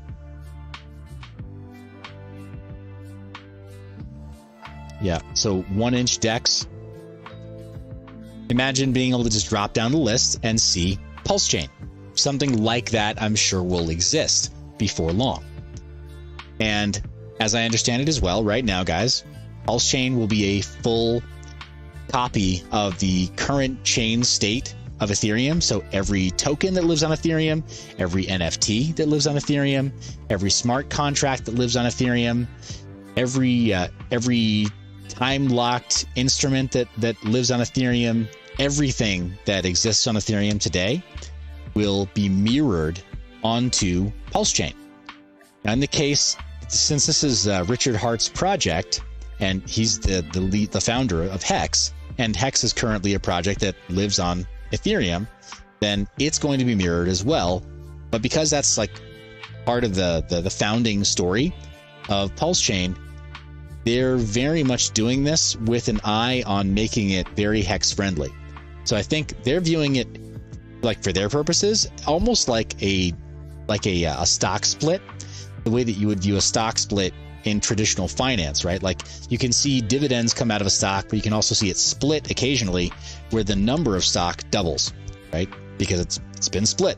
That's how they're viewing it. And then they're creating slightly different ticker symbols for each. Apparently on Pulse Chain, Hex will exist as P Hex, which is actually Fex, if you say it phonetically, but whatever.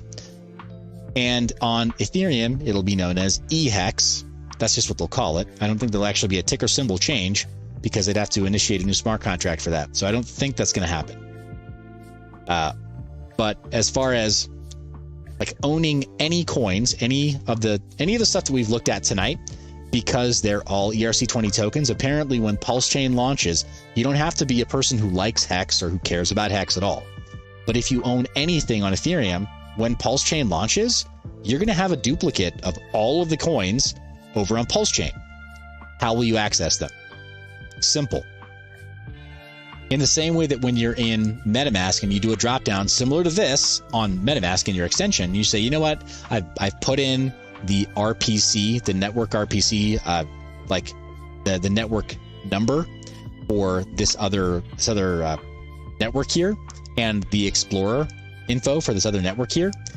Just do the drop down, you'll add it in the same way you add a custom RPC in MetaMask. You'll add it, and then you'll drop down and say, all right, I want to change to that network, Pulse Chain network. And when you do that, all the addresses that you currently own coins in, you'll see the same balance of coins on Pulse Chain. It's really that simple. They'll just show up because your private keys on Ethereum are the only ones that could access those coins. And forking the entire chain state means that the private keys that belong to you on Ethereum will belong to you on Pulse Chain. Nobody else. Like there's no possible backdoor to give somebody else access to your private keys. So your private keys will control, like to that account, will control those duplicate coins or those mirrored coins or tokens over on Pulse Chain. How am I doing so far, guys? Let me know. Give me some feedback in the comments section. Are you with me so far? Does this make sense? Because this is just as I understand it. Somebody asked me my views on it, but I want to start by just making sure that I understand. Anybody who knows about Pulse Chain, can you give me some feedback? Have I got it right so far? Where have I got it wrong? Okay, just invitation there in the chat. But that's what's going to happen when Pulse Chain launches, is that there's going to be a full mirroring of all assets on Ethereum and all NFTs. That's the other thing, all NFTs. Nobody likes thinking about that so far, because the ERC 721s and the ERC 1155s, if the full chain state is copied, that means all of the tokenomics, all of the economics of NFTs will be affected as well. Good, bad, and different. Who knows? I don't know how it's going to affect it. But all of the tokenomics will be affected for everything that can be, any kind of smart contract that can be issued on Ethereum. So, but yeah. But again, the important thing is that because it's an account-based system, you'll own your private keys. Nobody else can possibly get any kind of a backdoor. There's no way that somebody else forking the chain can have access to your account. That never changes. Your security there is totally secured by the BIP39. And you guys have seen me do this on this channel before. So I'm going to do live Ian Coleman's BIP39 tool. And I've mentioned this to Richard when I was on Discourse Syndicate, and Nerd Girl and I chatted him up. And he seemed a little bit taken back that I knew about it. It's an old tool. I mean, it's been around for forever, or for a number of years. So this is pretty cool. But just to give you an idea, this is how we can generate a brand new address, right? We'll go with 24 words for plenty of entropy. We'll even leave all the private info up. We don't have to, but right here, go down to Ethereum. And all right, there is such a thing as hierarchical deterministic wallet generation in Ethereum. So with this seed phrase, you might not know this, but this is how in MetaMask, when you have just one seed phrase, you're able to keep generating account after account after account after account. So every time that you put in this seed phrase here into, oh, that's pretty cool. I mean, somebody can scan this if they really want to. It's just not precious. I'm generating this in real time. But I'm going to copy that. And I actually have to add MetaMask here, I think. I don't have it in this browser for a reason. I don't mix business and pleasure on the same machine. But I am on, currently I'm on ungoogled Chromium. I'm not using Chrome. I'm not using Brave.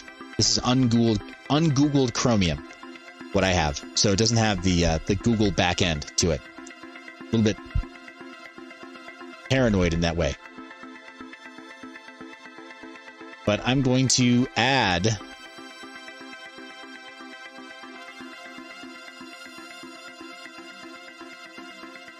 that extension. See that loading up right now?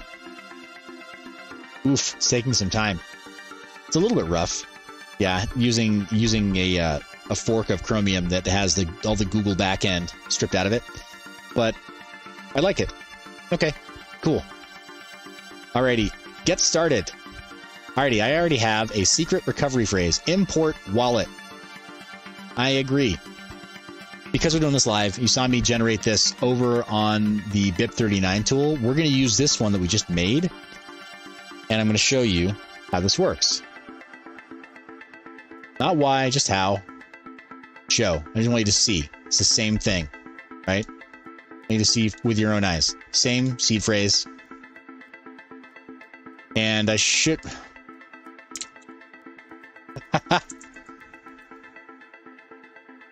It doesn't matter. Oh my gosh.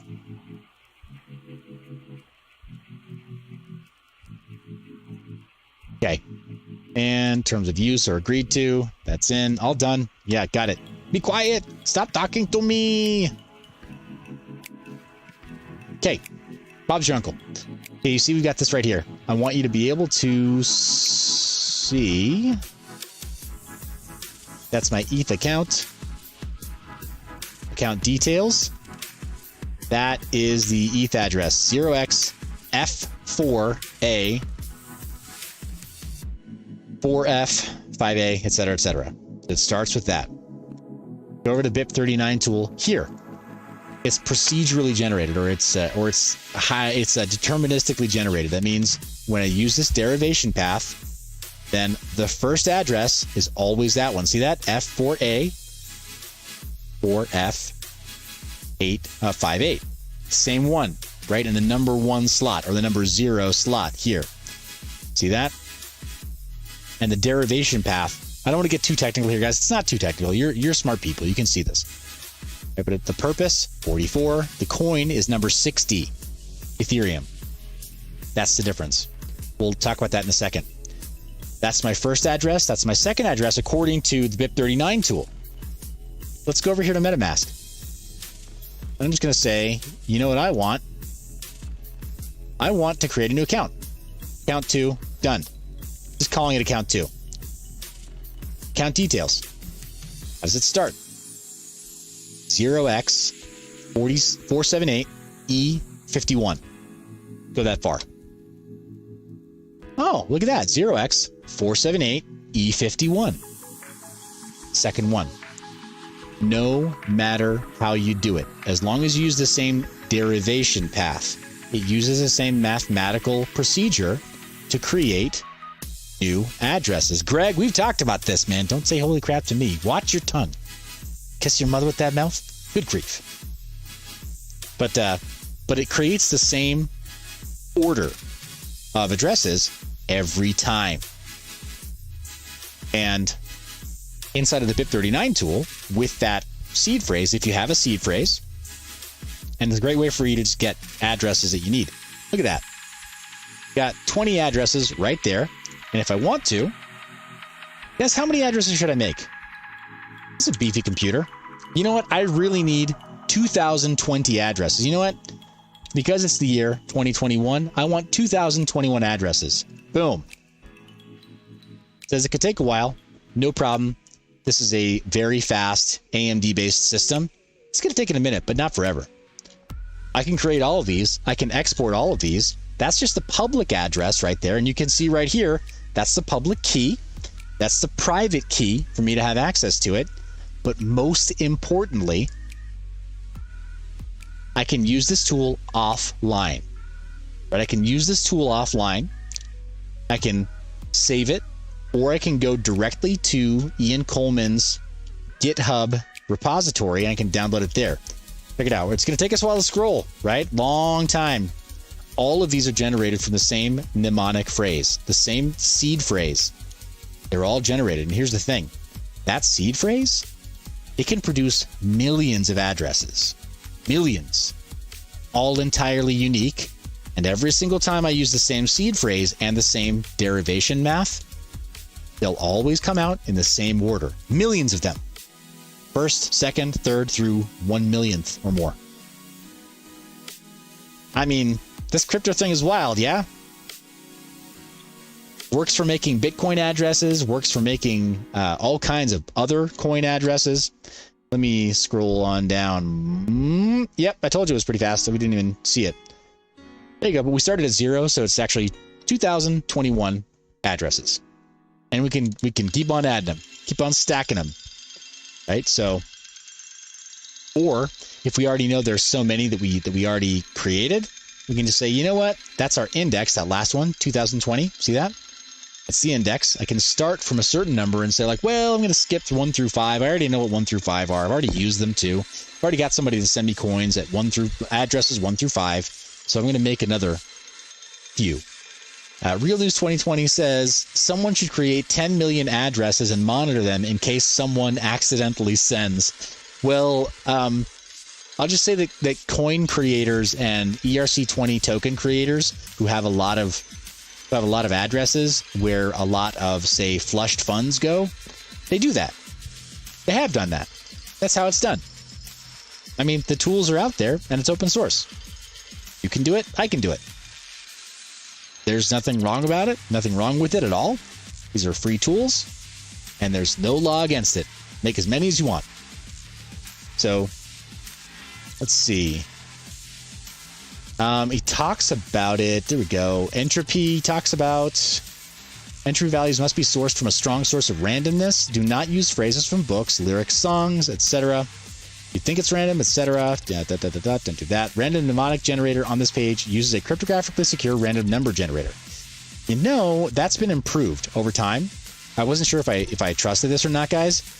I mean, I've mentioned it before that there's some of these. Brand Central says, this is awesome, haha. Dude, I'm so glad that you got a chance to see this. I really am. Because, guys, this is the stuff that for me, like, I've lost sleep over this stuff. I've had conversations directly with some of the Bitcoin core developers over this stuff, and we talked about like Cold Card like last night, and then this sort of thing. I wanted to make something that is like a much more cryptographically sound device, like my Freedom Phone, right? That's de-Googled, a de-Googled phone that has more tools that help empower you to do all of your crypto stuff in a way that is far less likely to be surveilled by third parties, right? Because what I just did right now, I mean, I'm live streaming and showing off seed phrases and stuff. If you were doing this for real, right, for keeps, for your own account, there's no way you'd do that, right? Like if you thought anybody could see you at all, or if you thought there was any risk of your computer being compromised and somebody snooping on you, right? So you'd want to have an ultra secure device to begin with in order to do even this. I mean, I'll tell you again, Raspberry Pi like this, it's great because you can run it offline. You can run it with no internet connection. It doesn't have Wi-Fi on the board. Run it offline, have this tool available offline. Here we go, offline usage. You can use this without having to be online. Double click, let's see, right click, and then save as. It's kind of that simple, guys. Did I give you the link to this tool yet? That's the tool there. But then here, you can also download it directly from the releases on GitHub. I say that's better. Right there in the live comments there, live chat. Real News 2020 says, bro, my phone has a big virus. They log into my web wallets all the time. Good thing it's empty though. Yeah, right, guys. De-Googled phones. That's why I went this route. All this joker that made the Freedom phones, they're not as secure. This has a relocked bootloader. We can go over that another time. It's just I put some thought into it, and I think that there are better options than most of the stuff we use most of the time. There's a bunch of other stuff here, just very open about the libraries that it uses, and even like the Bootstrap theme that it uses for the website, all the other stuff. Here we go. So it says this tool is interoperable with any BIP39 wallet, which frankly is every modern cryptocurrency, guys. It's every modern coin, including Ethereum. I want to show you something else that's like really, really cool. So we started with 2021 addresses, right? Now let's jump back because you guys asked me about Pulse Chain, and I want to educate you, right? I don't want to hype you. I want to educate you. I want to help you be prepared, right? That's really first and foremost thing. I mean, whatever. If I can get some dad jokes in and to get a couple of cheap laughs, fine, right? We'll do that too. But here we are, same 24 words of randomness. Anybody who tells you like, oh, 12 words, that's all you need. Don't listen to them. Go all the way. Don't do it halfway. Go with 24 words of randomness. It will take an attacker with a supercomputer years to guess your 24 words. It'll take a nation-state level attacker with a supercomputer. If they can de-anonymize a couple of these 12 words, it'll take them days. They can crack it. It is possible, I'll tell you that, if they already have a couple of those words. 12, it'll also take them a long time, even with a supercomputer. But as far as what's called hash cracking passwords, 24 is better than 12. And it's not better by double, right? Imagine that 12 words, imagine that makes your seed phrase like a steel safe that's like 3 inches thick steel, right? It's very, very strong. Going to 24 words is not like having a 6-inch thick steel case. It's like having a 4-foot thick steel case reinforced by 4 feet of concrete buried 2 miles underground. It's vastly different. It's not even in the same territory. It's just vastly different because it's exponentially harder, right? It's not a linear increase. It's exponentially harder. So very, very big deal. There you go. Entropy details. Yep. The entropy details show you a lot more there. And let me take the entropy details away. Let's but first, I've already got things generated. Let me leave it exactly where it is, that same exact seed phrase. We'll jump back over to entropy in a minute, guys. It's an important thing. But at that same exact seed phrase that we had from before, let me change from Ethereum to not Ethereum Classic. Let's go to LAism. What just changed? On the derivation path here, the math that's going to be used to make the addresses, the purpose is the same. 44, BIP 44. The coin is different. Instead of being number 60 for Ethereum, it's now 163. What was that first address again? Let's stay with the second. 0x478E51. What's our second address here? I lied. It's totally different because I think we actually did get a change. We get a change? Calculated. Come on. My example broke. Yikes. But you know what else? It actually froze.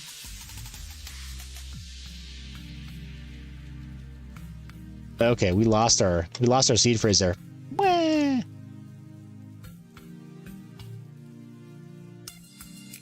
Okay, let's jump into advanced. Sync with mobile. No. Let's pull our seed phrase from here.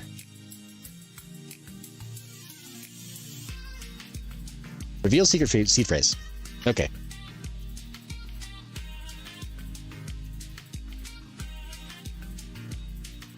Entered in the password, and there it is. Right, there's that seed phrase from before.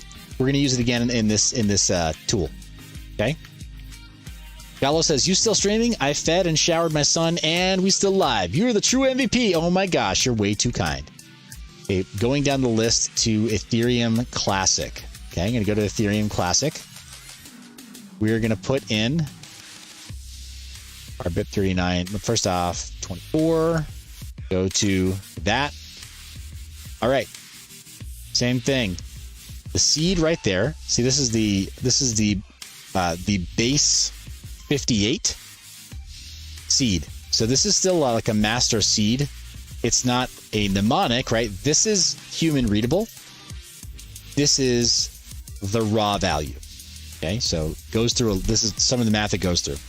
Also, there's a root key. See XPRV. It's your XPriv key. Ooh, BIP85. Cool. Nice. Yes, they added it. Oh, that is rad. We got to talk about that another time, guys. I mentioned the cold card does this. They're doing it here too. Like it. So awesome. All right, guys. Anybody who's like, oh my gosh, this is so boring. Why do we go like impromptu tutorial? All of this is to talk about Pulse Chain. I promise, guys. I'm getting around to Pulse Chain. This is part of it. So here's Ethereum Classic. Same seed phrase. Good on the list. And bloody heck. Okay, totally. Like it did create some brand new stuff based on the entropy that comes from having a different coin network here. But you can, inside of your wallet, use all of your Ethereum, all of your Ethereum addresses. So yeah, it did change it. But here's the thing. We went back in, we went backwards. There's our second address, 0x478E51, right? It gives us the same thing. You can use all these same coin addresses for all of the EVM style networks. I can use these for Ethereum Classic. I can use these for LAism, and I'll be able to use them for Pulse Chain too. Anyway, it was a roundabout way of just talking about that. Just saying you could do that. The Deadwood says, knowledge is the last line of independence and freedom. I agree. If you don't understand how these things work, it's going to be a lot easier to fool you. So really, really good tool. When Pulse Chain launches, all these MetaMask addresses that we just created on this like network here, anybody can use this. It doesn't matter. I'm going to be scrubbing this. I can make more. As you see, I showed you how to make more in 30 seconds, how to make more. Don't want to be creative. Don't want to have to deal with it. Go all the way up here. 24, generate, done. I don't like that one. Generate, done. That one's boring. Generate, done. You know what? I still don't feel comfortable. Generate, done. But again, 24 versus 12. Let me just show you something real fast. 3. Show entropy details.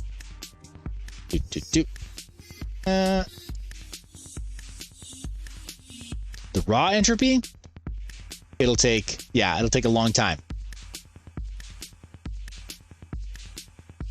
3 words, if it's in a dictionary, it won't take that long. Nicholas says, I don't know if that's a new feature, but on BSC scan, it now shows other chains on which the same address has been created. But yeah, 3. You guessed. It used to show you as you went how long it took. But at any rate, yeah, 24, far harder to guess. 18 is all right, but just go with 24. All of my seed phrases are 24 words. I don't do less than 24. There's no reason, right? If that's the maximum allowable security, it'd be like, hey, so whatever. We can assign your event, right? We can put like paid security, like dudes walking around your house with machine guns. You can have that, or we can give you this squirt gun filled with bleach and you can defend yourself. Like, which one will you choose? Obviously, go with the toughest security. So that's our converter there. But yeah, Pulse Chain, it's an EVM style network, and it's going to be based on Ethereum. All of your addresses will work, and you can create new ones if you're really uncomfortable or whatever. Like, you can do that, but everything you own on Ethereum right now will be available by simply going like this. Boop. Oh, I'm not on Ethereum. I'm going to put in a custom RPC. And then you'll say, I want to call it Pulse Chain. Where's all this info going to come from? Well, the RPC URL, that will come from the Pulse Chain team when it's ready. They'll tell you, oh, it's this address.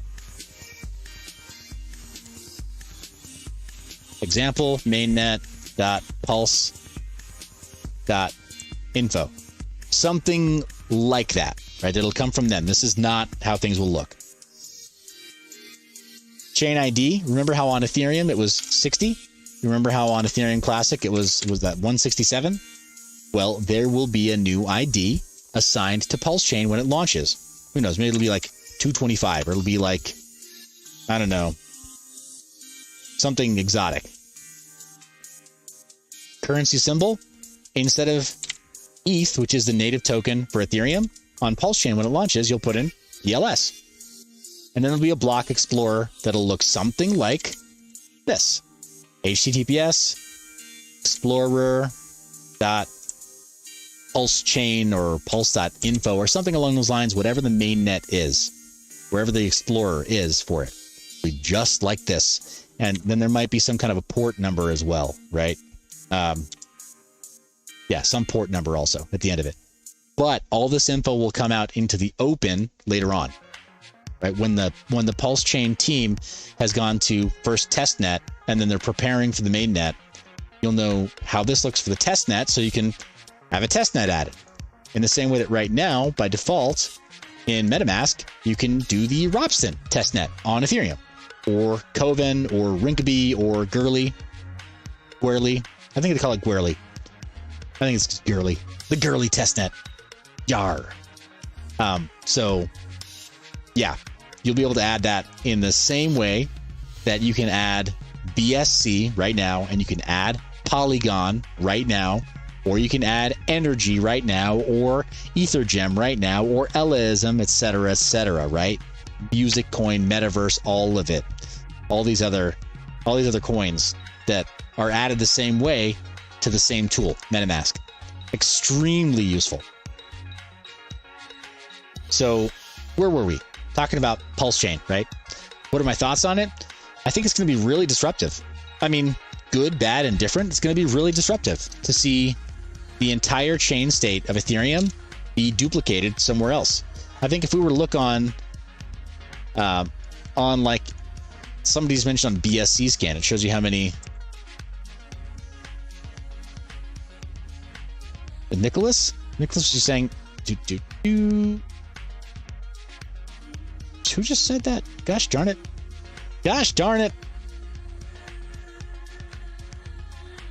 Okay, Nicholas just said, I don't know if that's a new feature, but on BSC scan, it now shows other chains on which that same address has been created. Interesting. So I think that would require that you have an address that already has some kind of a transaction done on it. So I guess right now, with this brand new account, go to our account 1, copy that to the clipboard, go into BSC scan, and check. I don't think it's going to show anything. See, it hasn't really shown up here yet. But yeah, if it shows you that there are transactions on that account on a different network, I wouldn't be shocked by that. That makes sense. And it could be that there will be an explorer similar to this, when Pulse Chain launches, that'll show you a similar thing, that there are coins on other networks, but it might not have a drop down to say like, hey, check out the coins that exist on those other networks. It'll just show you that it has transaction history on the other networks, I think. All right, so Painkiller says, will MetaMask ever do Tron? I don't think so. I don't think it will. Yeah, I really don't.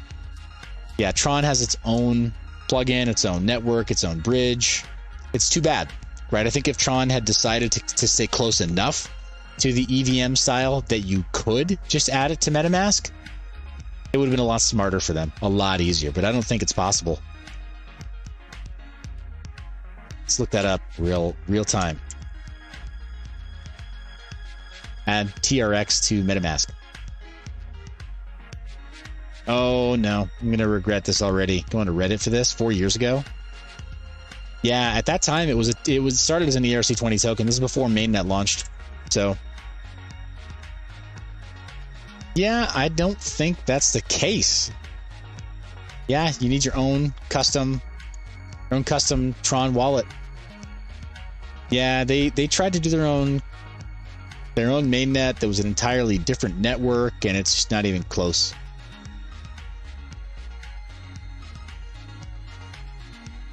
Tron 4.0, yeah. Why? Yeah, no, they weren't interested in it. And it's a totally different network to add to hardware wallets like Ledger. So, all right. So yeah, guys, I think the biggest question, Yeah, the biggest question that I have for people who are wondering about Pulse is, what are you really asking me about? Because I can describe to you, I think, what it's intended to do. And I think I can describe to you what I think its value proposition is and what I think it might do when it launches. But I don't really know what you want me to speak to. I want you to be prepared, though. Okay, Wyatt asks, is it safe to use a Coinbase wallet, or should I get MetaMask or a hardware wallet? Hey, Wyatt, that's a really good question. As far as being able to use Coinbase wallet versus MetaMask or a hardware wallet, I mean, I need to know a little more before I tell you what I think might be a good option, but for what purpose? And also, if it's okay, folks who are also tuned in, they're going to try to give you some answers too. But yeah, let me know. What do you mean? For what purpose? Like, and for what coins? That'll matter too. But yeah, guys, Pulse Chain. Yeah, I'm excited about there being another option. Polygon, for me, I've used it because we've talked about it before. Payouts from Ethermine. Payouts from Ethermine make it possible for you to receive your Ethereum mining payouts on the Polygon network, right on Matic. These are much lower. They even have a little faucet to give you some Matic tokens on the Polygon network so that you have enough to, like, for gas fees to send it around, because their fees are so incredibly low that, I mean, we're talking about fractions of a cent, not even like cents, fractions of a cent.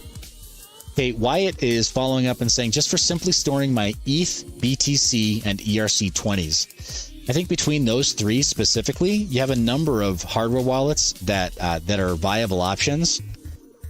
And I've mentioned before, I've got a few hardware wallets that have been sent to me for testing and evaluation. The two that I have available that I actually like using, one is Trezor, and the other is Ledger. Those two as hardware wallets, they're much easier to use day to day. They have to be attached to some kind of a device like a phone or a computer for you to do the signing with it, but they keep the private keys off your phone and your computer. Ledger is easy because you can use MetaMask in, there you go, see, in hardware mode. Just pull this open. You can connect a hardware wallet.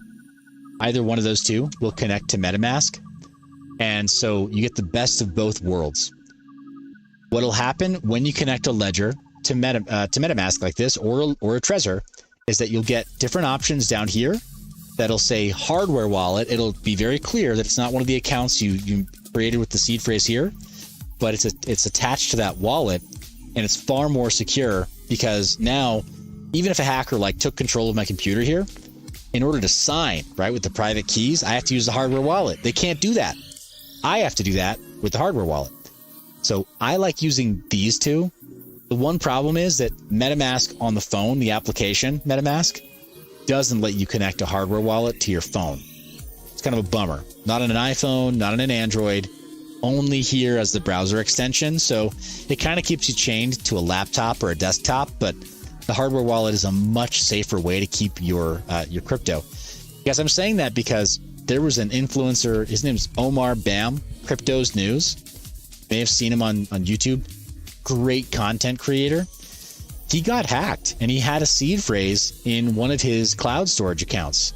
And he knew it was a bad practice, but he had a seed phrase in one of his cloud storage accounts, and he didn't have all of his coins backed up to a hardware wallet. Kind of a bummer, right? But he lost, like, for example, I think that he had a .eth address. He had a .eth address that was associated either with his name or with Crypto's News. The attackers stole that. He lost it. Yeah, it's a big time bummer. Real News 2020 says two-factor authentication. Yeah, I mean, you can do that, but let's just take a look right here under security and privacy. Not in the MetaMask wallet. So you have a password here in the MetaMask wallet, and you can make that really, really difficult. But for the browser extension, no. You can also go to a website that asks you to log in with MetaMask, and it can kind of, yeah, mess you up there too. Joe Cosio asks, how do you feel about multi-sig wallets? I think that more people make mistakes with multi-sig wallets than security measures. So it's not that it'll happen to you. It's just that a lot of people get messed up on multi-sig wallets because they're like, oh, I need a whatever. I need a 2 of 3 multi-sig, or I need a 3 of 5 multi-sig, or I need or 2 of 5 multi-sig. So other people have these keys, and they're a bunch of people who can sign, but then it winds up messing people up when they have to move a little bit faster. Usually, it really does boil down to just like having really good seed phrase security, I think. And that's far better than having your seed phrase split or using multi-sig. That said, if it comes down to it and you want to have like deep cold storage and you want to try to figure it out, this tool that I was telling you about before that you can get on GitHub, you can split it just like this. See that? There's the full mnemonic, and you can print it up like so. You can put card 1 in one place, or put or the word list 1 in one place, word list 2 in another place, word list 3 in a third place, and it'll show you right the number, like, or the order of those words. So there are ways to do that. Ooh, that's where it shows you. All right, time to hack with only 1 GPU. 3 million years, almost 4 million years. There, that's what I was looking for before, guys. Good grief. Okay, generate in 12. There we go. So, yeah, just the 4 words that are available there with 1 GPU, less than 2 minutes. See the difference? Because this word list here, it's a known word list, right? It's published.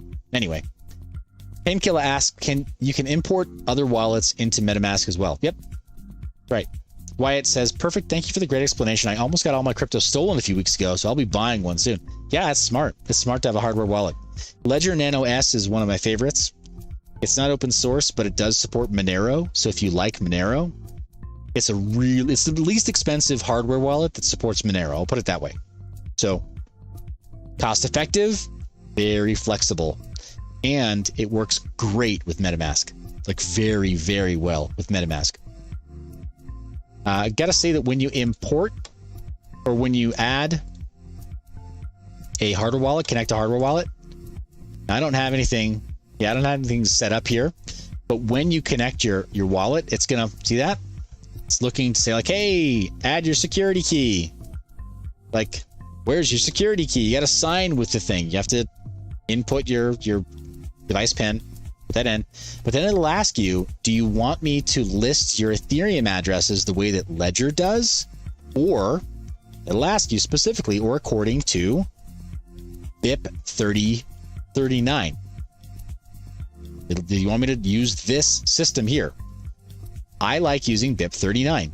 It's an order and a structure that I understand, and it's a standard. So, yeah. The problem with that is that then when you go into Ledger Live, it'll try to list all your accounts, and it's like, I don't see much going on here, because the way that we structure your list of addresses is different. Just use MetaMask and use BIP 39, I think. Anyway, guys, so yeah, my thoughts on Pulse Chain, it's going to be very, very interesting when it launches. We don't know exactly how it's going to shape up. As I understand it right now, there is there's a sacrifice phase that I think is just ending right now. I need to check that out. All right, so here we are on that page. This is pulse.info. There's no other info here, right? But this tells you to connect a wallet. Oof. Nope. Oh, yeah, I can. Look at that. So we'll connect that wallet. Connect. Alrighty. Select a network. I can tell it that I'm on like Binance Smart Chain or whatever. Then it'll give me an address to send stuff to.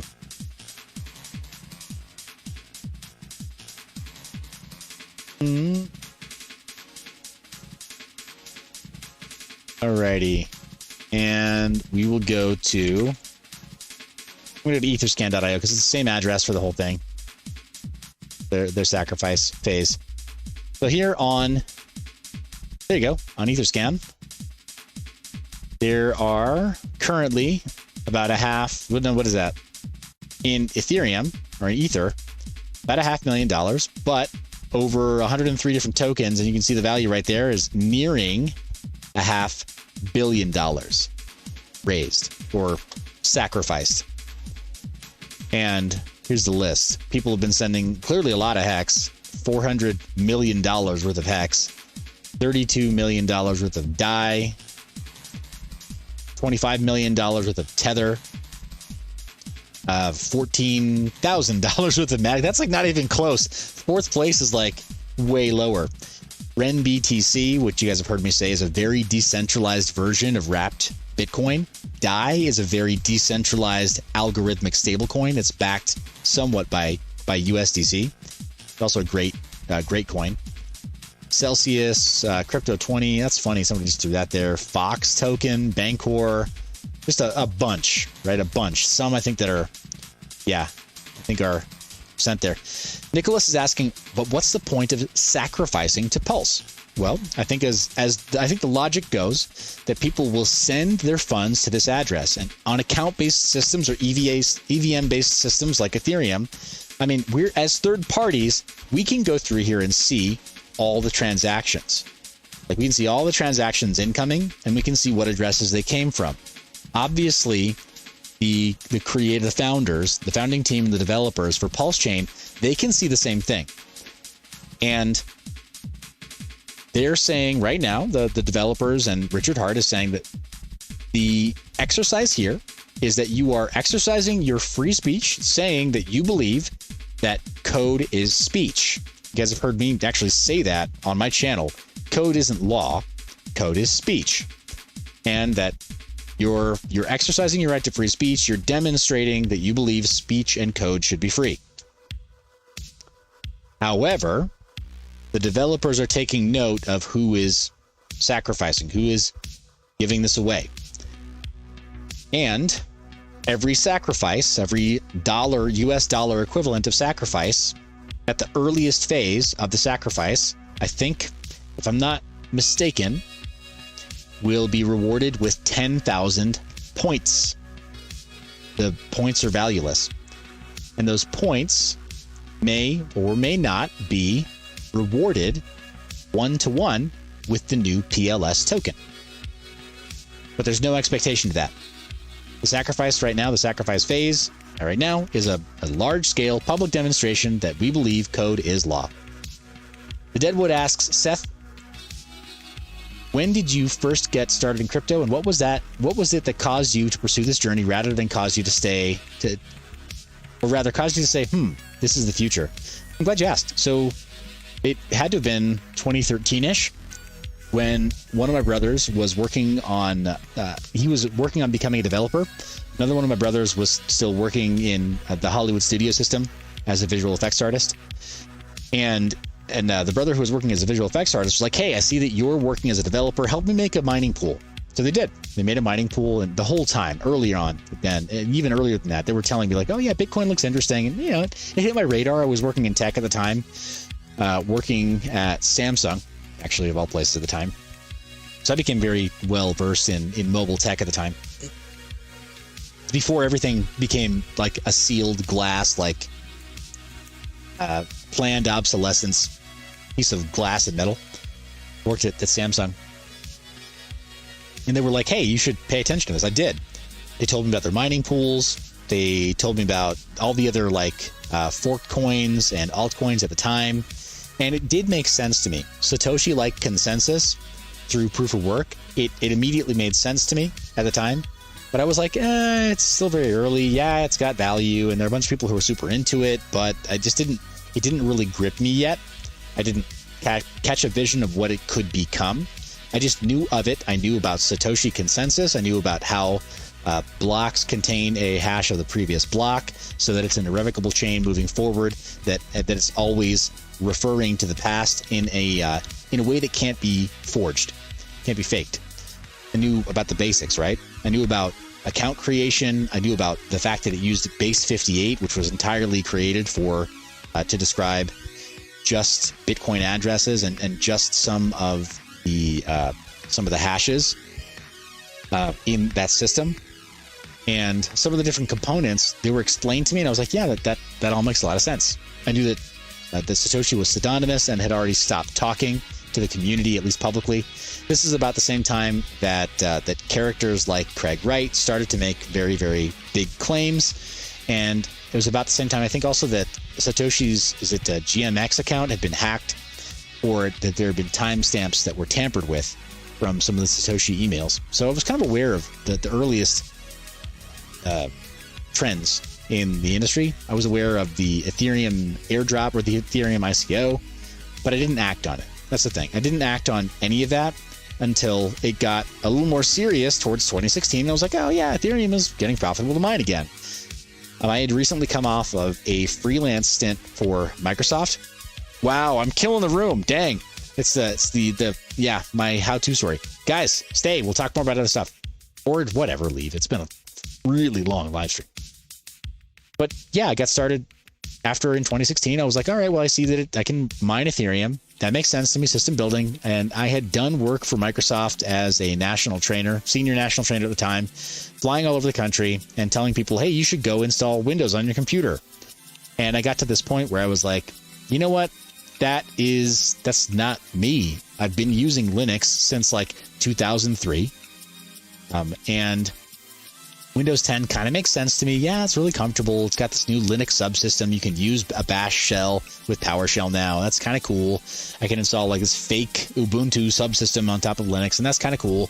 But it's not Linux, right? I mean, I was that dude that, like, when I worked for Google before that, I installed Crouton, right? Dual boot system, so my Chromebook would run Linux. That was kind of more my speed. I really liked that a lot more. A bit more of a free and open source software advocate, and I've been one for a long time. Like, I went to a university film school using open source tools for media production. All of my classmates and coworkers were like, dude, really, they were like, dude, what are you doing with those tools? Like, just get Photoshop, or like just use Final Cut Pro. And I'm like, yeah, but they might do something that I don't like, whatever else. So I'm a bit more of a free and open source kind of guy. I'm not Richard Stallman, right? I still have cell phones. I still believe in modern technology. I take showers even on occasion. Wow, imagine that. But I'm a much bigger free and open source software kind of person, and liberty-minded person. Free and open source software makes that possible. It made sense to me back in the day. I just didn't act.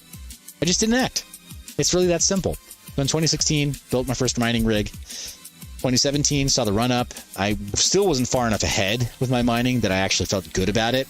And then I was like, you know what I am good at? I'm reasonably good at media production, and I present okay on camera, right? Like I got the gift of gab. I can keep a room going for a while. We can talk about stuff. So I decided to, make content about it. And then that leads us kind of to where we are now.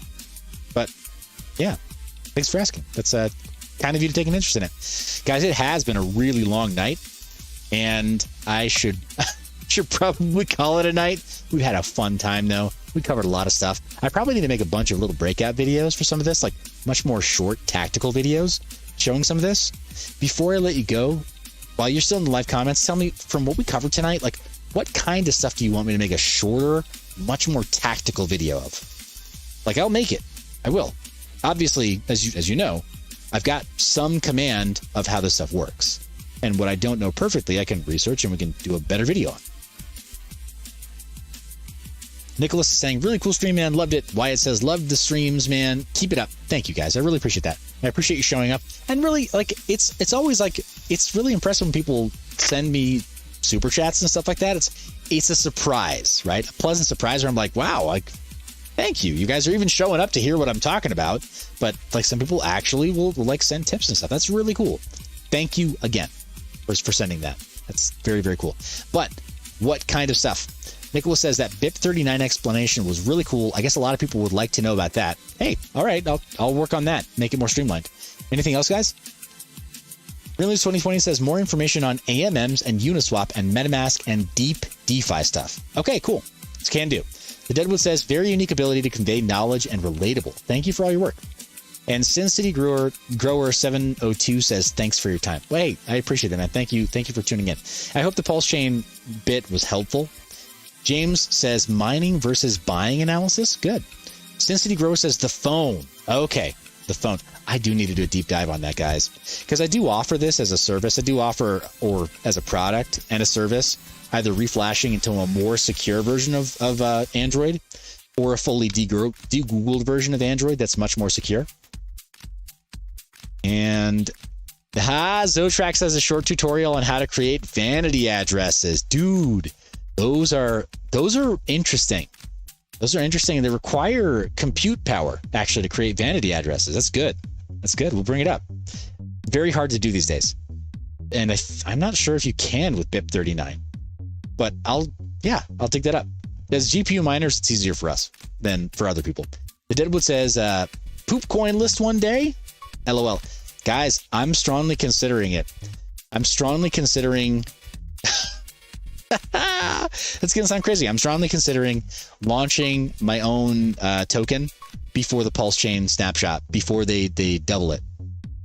But yeah, I don't know. I don't know if I definitely should, but I'm considering it.